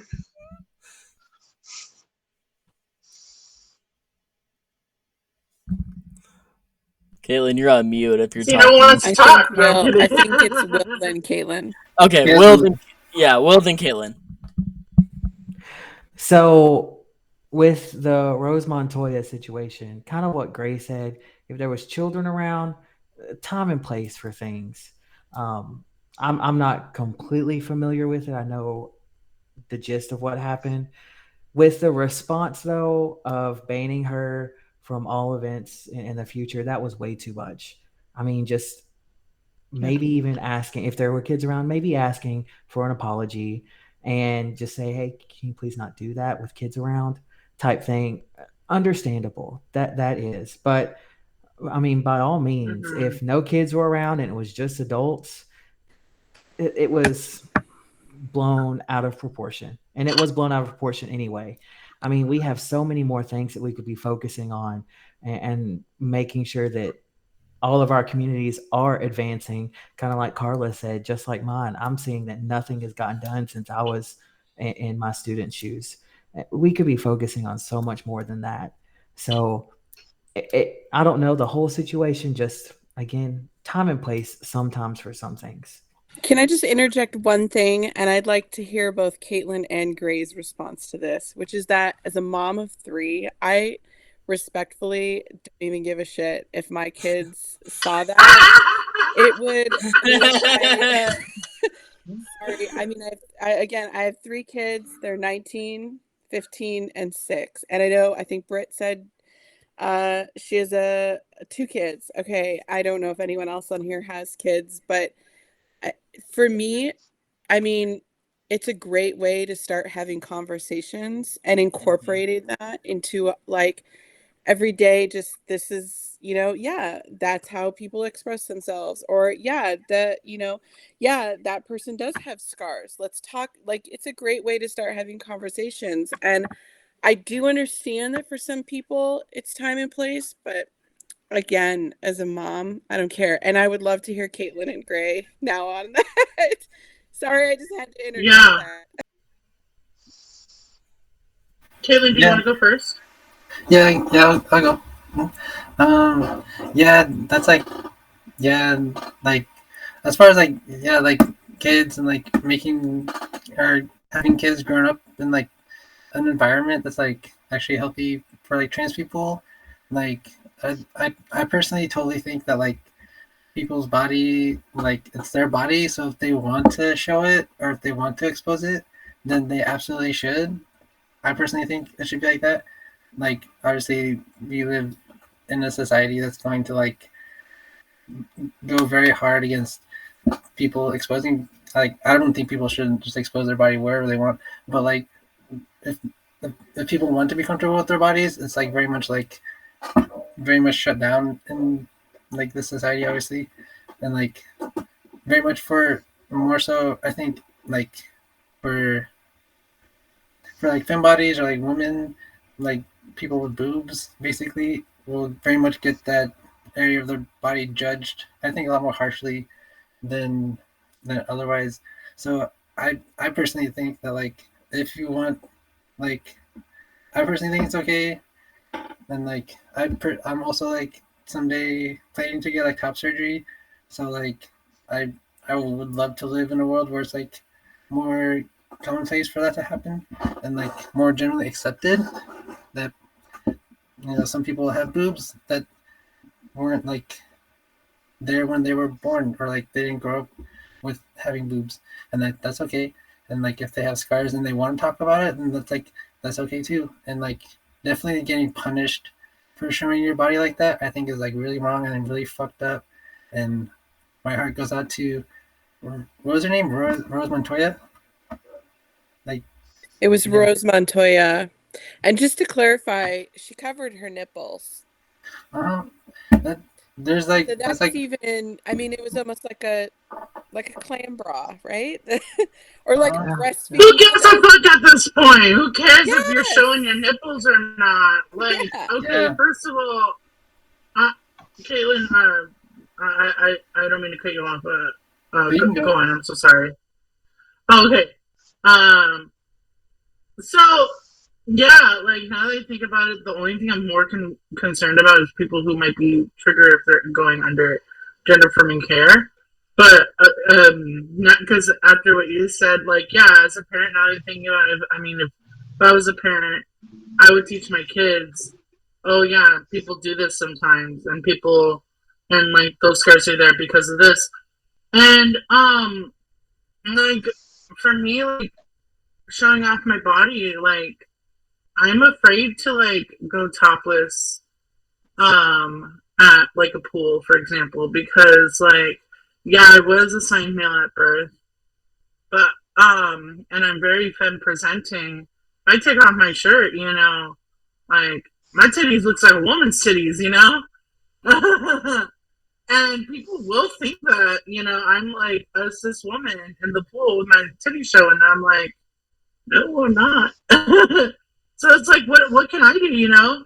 And we also just need to start talking about like about removing the sexualization of breasts. Like, come on, guys. Like, we really need to have that discussion.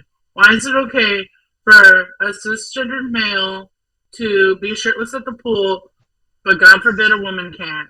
Like, we really need to start doing that. Like, not only it's like it's obviously like discrimination. It's controlling people's bodies, and yeah, um, and normalizing what transition care looks like too. Like, yeah, some people have scars.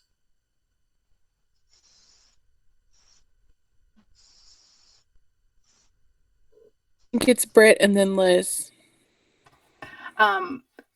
Heather, what you were asking about the kids, you know, you probably know this, and anybody that has kids in their life at all, they ask questions all the time. Anytime anything is a little bit different, anytime something's going on that they don't understand, almost to a fault, because there's no filter. And a lot of time, you know, you see people react in the moment with more of like a just don't talk about it, just don't look at that person. But having kids, that's something that I've realized that like, my biggest responsibility in this life, I feel at this point, is teaching them a correct way to live and treat others. And that's hugely important here, especially in this environment. My little is 7 years old, and she's also a big reader. And in school, this past year, they took all the books out, and there was a time where none of the children could have access to any books because they had to have people coming in and audit them and see what they could have in the classrooms,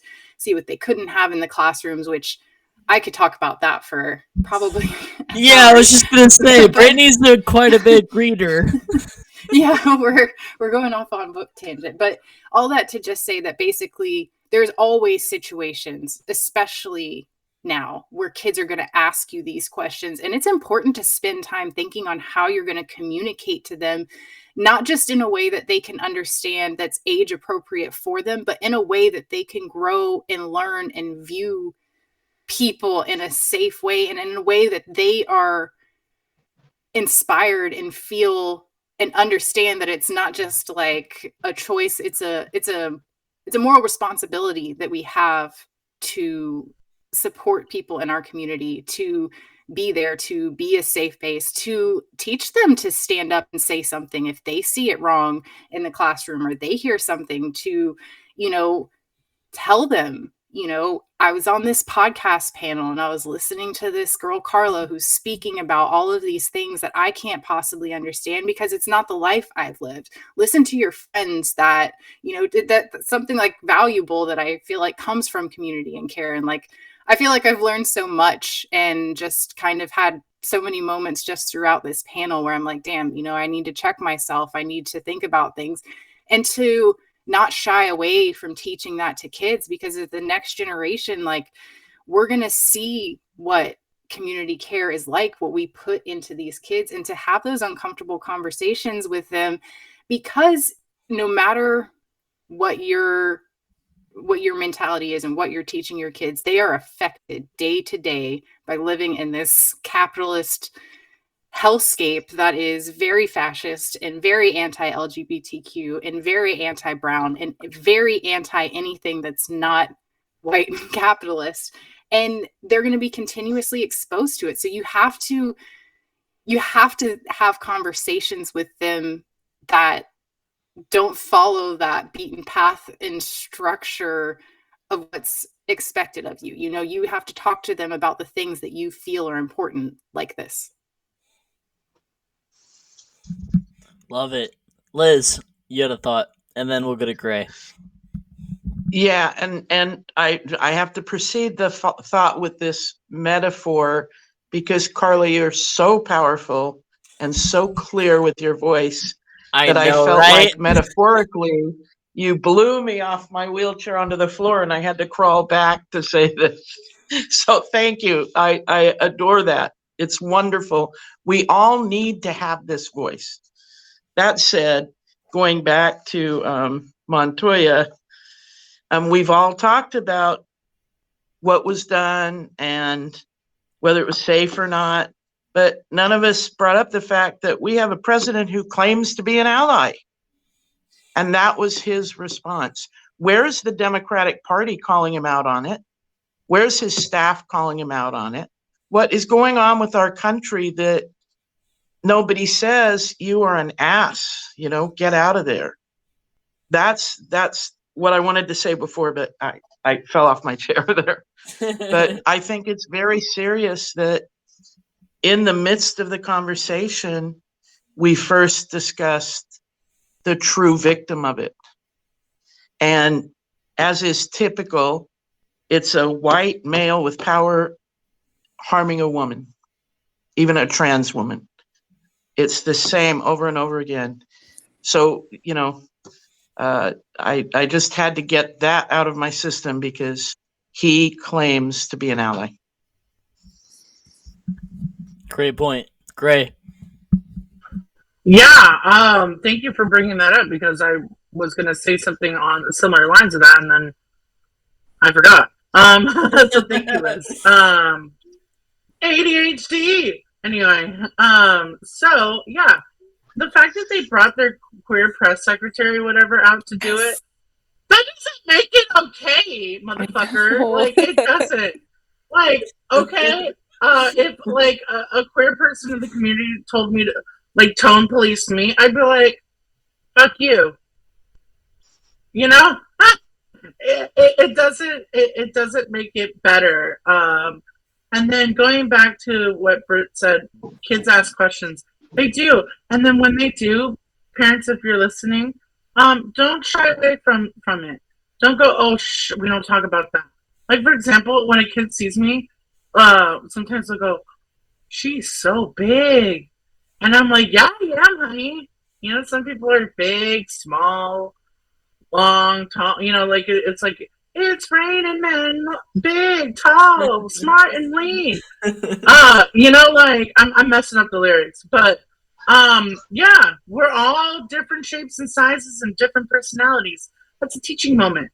Instead of going, oh, shh, or that's not nice, or no, teach, damn it. And then another thing is, just, you know, when people are just going back on to like tone policing, like, I think time and place still does matter. Or like when you're about to, well, it just goes back to like thinking before you speak, you know, because sometimes like I'll say things and then it doesn't come out right because I didn't think, you know. So yeah. Brit. Well, like to piggyback again on what Gray was saying, kids ask questions about everything. And as a parent, it's really hard to figure out like what is the right thing. You're speaking on behalf of other people when you teach your kids about them, when they point them out. And my go-to with my children is that you just don't comment on people's bodies. You know, I had my oldest, he's a teenager now. So like, this is the kind of thing that I'm personally trying to like navigate through how to explain to them. But there's never an okay moment where you should have an opinion about someone else's body. And if your kids or the child that you're exposed to is asking you a question that makes you uncomfortable, where your reaction is, don't talk about that, because maybe you don't know how to react, or maybe you're feeling, give people the benefit of the doubt sometimes, although rarely, but sometimes it's hard to know how to articulate properly how to teach a child something. But if you find yourself uncomfortable in a situation, ask yourself why, figure out why it makes you uncomfortable, sit with it, and then talk to them. It's okay to say, you know what? Yeah, that person's different, but they're a person just like us. Think about what you want to say and then have a real heart to heart, but to just shy away and pretend like people don't exist. I mean, like you said, Gray, kids will point out if someone is shaped different than them, or taller than them, or looks different than them in any kind of way.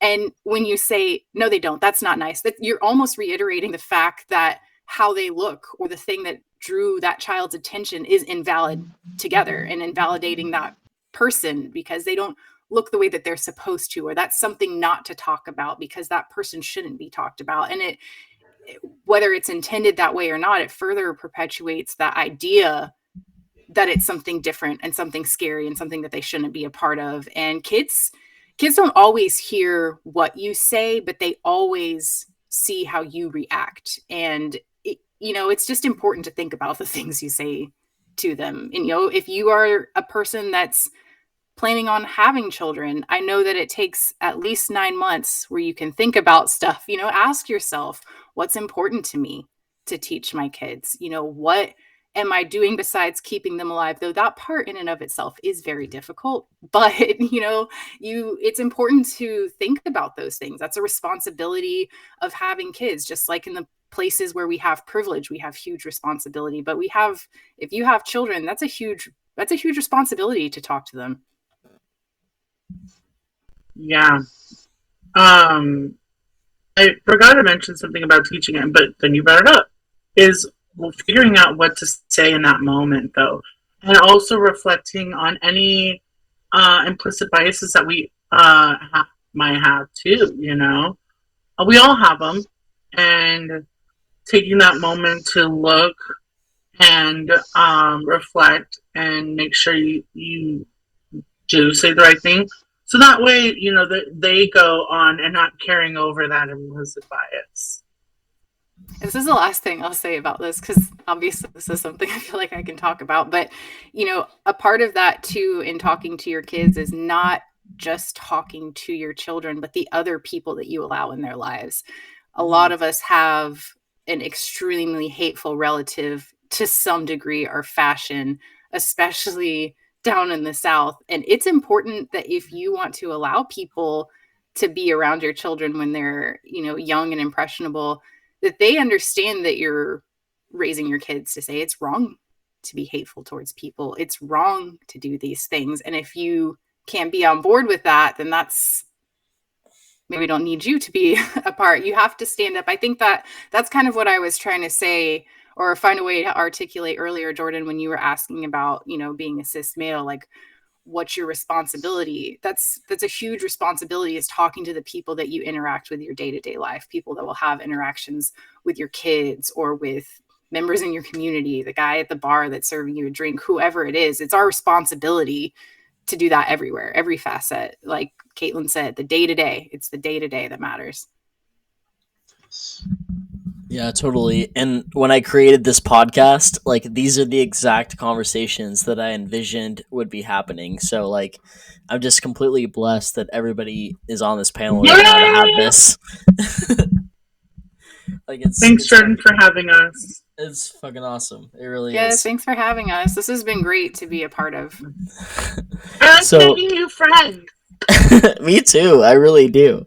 So another one of me and Heather's questions is, why do you think that the U.S. Congress moved so quickly to codify gay marriage into law when, on a similar issue, Roe v. Wade, they dragged their feet and let it be overturned, even with the leaked imminent threat, knowing that it was going to happen?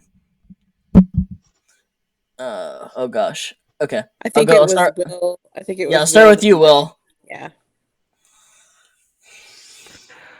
So I do want to bring up one point about, I'm trying to lower my hand. I don't know if it's gone now. One point about the bill that was passed to codify same-sex and interracial marriage. It's a step in the right direction, but it doesn't do enough. I wrote down a couple things about it.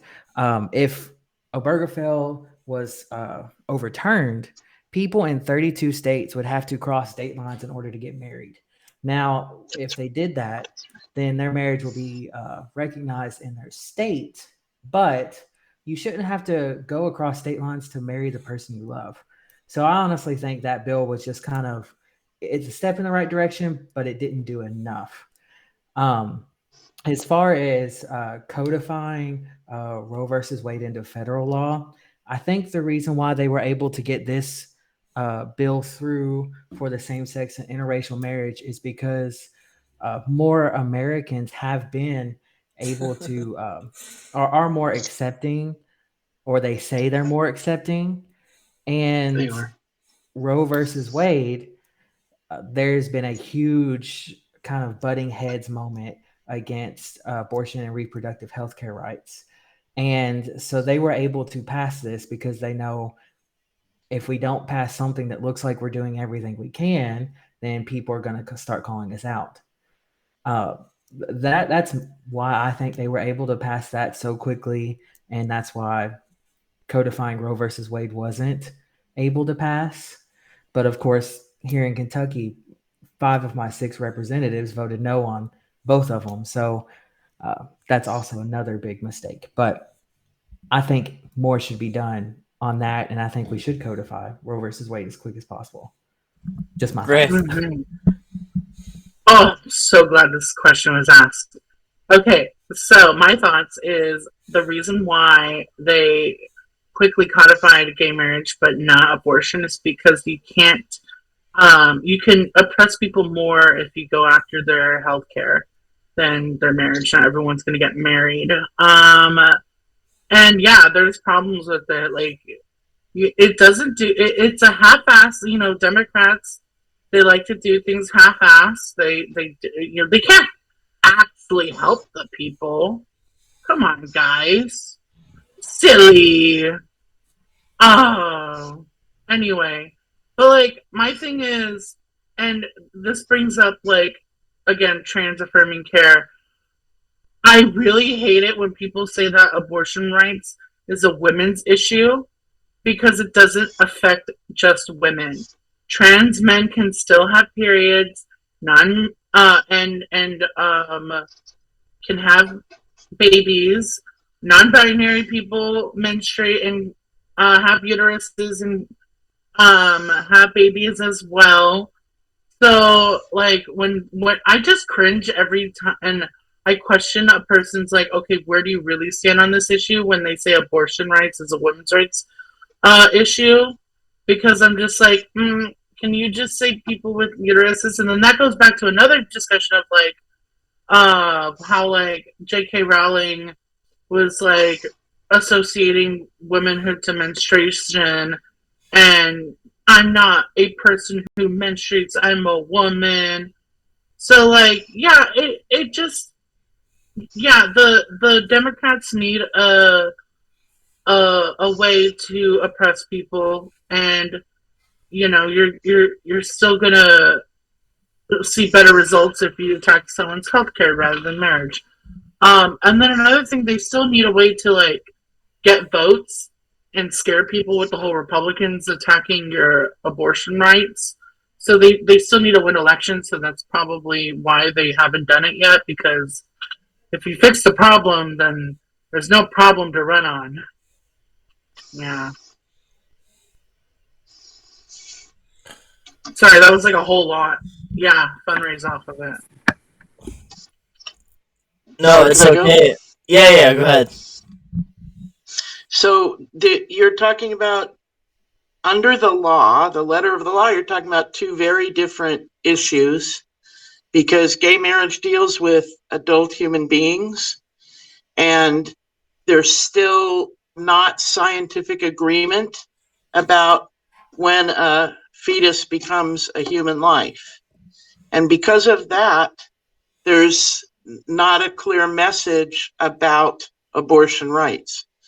We all know it's basically the same thing because it's about the bodies of adult human beings. However, the congressional viewpoint has to think about when life begins, stupidly. And the court hasn't been clear on that. Another reason that the gay marriage issue is easier to pass is because there's plenty of log cabin Republicans. There are a lot of Republicans who are members of the gay community. They may not announce it publicly, but they will vote for what's needed for our community. But they mostly are white men, and they have little to do with abortion. And so they're not willing to go out on a limb for abortion rights. Karla. Okay, so this might be like the sociologist in me or anthropologist or just like, again, the hater in me. But I feel like, and let me, because sometimes my brain, I need like a little bit to collect and to see how I'm going to say things. But I think fundamentally, right, like this country was founded on certain ideologies, mostly being like white supremacy, being very like traditionalist, correct? So allowing gay marriage, because that's what they did, right? The government allows things, like they don't actually give a shit about these things. They'll just allow them. They'll just be like, oh yeah, we'll just give them that, right? Like give like these You get to have rights. I guess they'll get rights. Like I think the government allowed gay marriage because fundamentally, even though it is right, a marriage between two people who might be of the same sex or whatever, it's still marriage. And marriage as an institution is fundamentally traditional. It's still like, whereas, because I remember, because maybe I look young, but I'm actually kind of old. But like I remember back then when that stuff was happening, a lot of the conversations within the queer community, like a lot of us were like, yeah, we don't give a fuck about marriage. Like, because a lot of us, like, we don't even believe in the institution of marriage, especially for a lot of women, because again, marriage comes from, like, if you look at the roots, it's very misogynistic or like a very patriarchal culture, right? So like there were a lot of queer people that were like, yeah, you know what, but again, you know, there were some people that were like, but you know what, like healthcare and stuff like that, and like taking care of your partner and whatever. But again, back to like my main point, marriage is still like a fundamental traditional aspect. Like it's still family, you know, you grow up, you get married, you have children or whatever, like it's still like traditional. Whereas a person choosing to terminate a pregnancy, being like, no, I don't want to be pregnant anymore, like that goes against tradition, that goes against the institution of family. Like I think fundamentally that's why. I don't know if that makes sense. Yeah. Makes sense to me, Gray. Oh, 100%. Again, Karla hitting us with those like mic drop moments. Like, yeah, because people need to really ask that question like that, or answer that definition, like what is family? For me, it's me, my 2 cats, my friend Corey, Aisha, Angelo, and my sister, my nephew. That's not a traditional family. I'm supposed to well, for one, be a cis man, married to a cis woman, and have my only cis boy and cis girl kid, and I'm not that, you know. So, and also like everyone can relate to like um it goes across the identities when someone chooses to terminate. Like I know so many people who have had to have an abortion. Everyone knows someone. It's so universal. Not everyone's gonna believe and go through the institution of marriage. Not everyone's going to. I know a lot of people who aren't married and choose not to marry. Um, as far as you know, the government again, like using these tactics, it shows a big flaw in our electoral system and our government. Um, if if it wasn't for oh my god, I'm blanking on the Citizens United case. It, if we actually had campaign finance laws, we would actually have change, and we wouldn't have Democrats just using these issues as campaign fundraising tactics. And also it's just like stop playing with my rights and using it as a way for you to just get reelected. I also think to the point about campaigning and finance is that if there becomes a way that they can fundraise off the gay community losing rights, they'll let it happen. Like if it becomes easier to win elections in areas, where gay marriage law has gotten stricter or whatever, you'll see in the future that they support it less. Because that's fundamentally what is going on here, in my view, is that they can't fundraise off it as like they can with the women's rights. That's what I think it all boils down to. That and winning elections. I think Gray said winning elections. Yep. Brit. Yeah, I mean, basically, Heather, what you just said, and Gray, what you just said. And, the thing is, like, about abortions, it's healthcare. They save lives. It's a vote. It's a way to control. Healthcare is the biggest way to control the population, the people. And American healthcare, I've worked in corporate healthcare in America for 13 years, and it's just honestly like it's devastating, but it controls lives. I mean, I think that's what ultimately the government wants power over. Okay, now I'm tinfoil hatting. I'm done. I'm going to put my hand back down. Wait. What part of that was a conspiracy? None of it. I'm just going on. We're rabbit holing. Which is always fun. It's always fun. But I'll stop that now. Oh, guys, I'm having a really bad deja vu right now. About what? Sorry. This moment, I feel like I've been in this moment before. I don't know, I'm probably high. Yeah, maybe. Does anybody have any final thoughts before we wrap up the panel? Because I think I've asked like all my questions that I have. Oh my god, it's 7:30? Wow. I know, right? Time flies by when we're having fun. It's past my bedtime. I had my hot tea now. I'm going to sleep, you guys.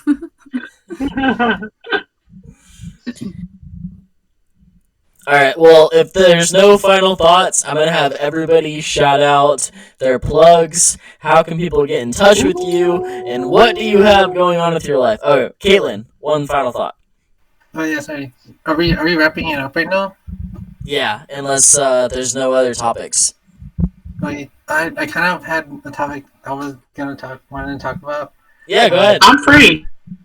Just like really quickly, like Karla, going back to something you were saying. Did you say you're in Oxnard?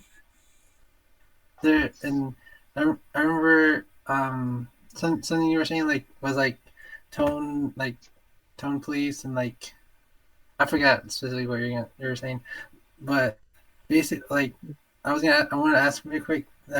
Did you ever hear about Oxford study, like that group Oxford study? I did, and it's a very long story. Yeah. I've read it. Yeah, I was a part of it. That group was whack. They're like very transphobic and like it turned out to be What's bad. the tea? Actually, not to go on the tea, but I'm telling you, I've been around. I look young, it's like that skincare, but I've been around for a very long time, and I know the founders of that group, and I'm not gonna be shy about admitting that I have some very serious beef with a lot of them, because some of them used to be in a group where I was in, and that group kind of imploded. And yeah, a lot of them, I'm sorry, but I'm going to be very honest, and I'm going to say they were very shitty people with very shitty ideologies. Yeah. Yeah. I'm just eating up all this tea. Yeah, fuck them. Yeah, they're bad. Karla's a fucking badass, and I just feel blessed anytime that she's willing to spend her time to come on our podcast. So, thank you. That's all I can say. Just, I'm over the moon and blessed to have you anytime you're here. Karla. I also feel like we're in good company in Oxnard. Like, I feel like if Karla can just I know now I can just, because I just moved here a few months ago. I could just message Karla and ask her, okay, what the fuck is really going on? Exactly. I wouldn't want to fuck with a bitch from Oxnard. Like, no. You don't fuck with them. Fuck yeah, straight up 805 love every day. I get that some people are just listening to it, but I was just like doing a heart. I was doing a heart.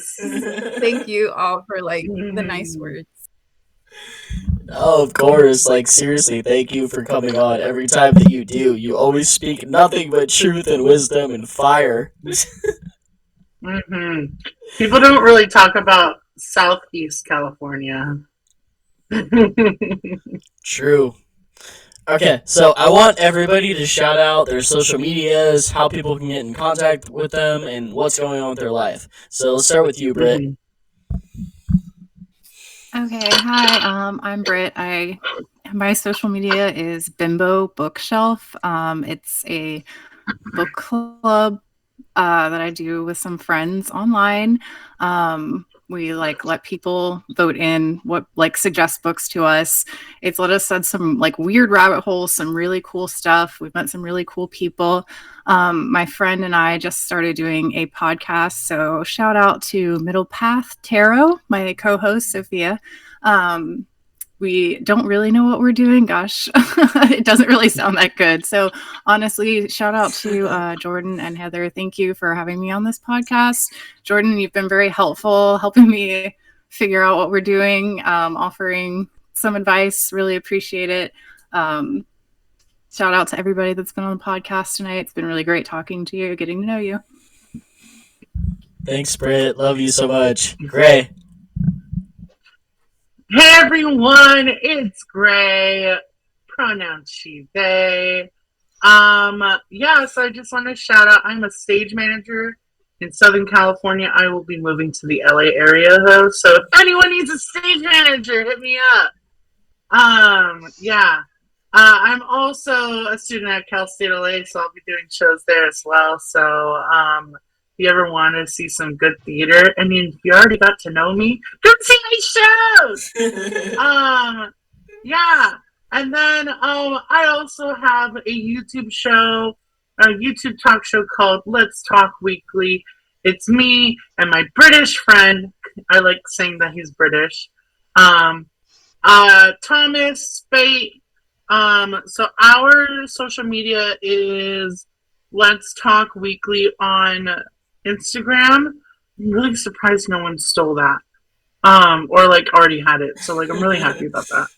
But we're mostly active, but we're also on Twitter. Let me bring that up. I'm so sorry. I should have had it already open. We are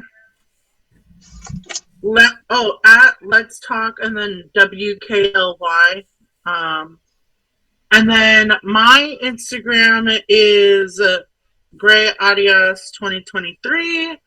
And Thomas's, I have to mention him. I'm so sorry. It's T Spady. And then I would love to have all of you on my show. So I will be sending y'all a DM. I think y'all are amazing. And Jordan, thank you so much for having me on your podcast. Jordan, just a shout out. You're gonna be on Let's Talk Weekly soon. So I'm really excited for that. And again, everyone's welcome. And if you ever want, be like, you know what, I really want to talk about this issue, and I really want to have a platform. Feel free to message me, and we'll make it happen. Okay. All right. Thank you so much, folks. Thanks, Gray. Kick ass. Karla. Hello, I'm Karla. I think you know that by now. So I currently, like I said, I just graduated from UCLA. So I'm still gonna take summer classes. I graduated, but I need 3 more classes, but whatever. But hopefully soon I'll have more time. I do occasionally do videos where I mostly focus really on being super critical towards the shit that Oxnard, the city of Oxnard does, especially shit that happens in South Oxnard, because that's where I grew up. That's where I'm from. So if you would like to kind of hear some critical perspective, some nuance, basically, if you want to hear me talk shit and you want to hear some shit talking through the lens of an angry brown girl from South Oxnard, you can follow me on Instagram, Morena805_. So that's MORENA 805_. I promise I'm sometimes I just post memes and funny shit, But yeah, thank you, Jordan and Heather, and thank all of y'all for having me tonight. Woo! Thanks, Karla. Appreciate you. Kaitlyn.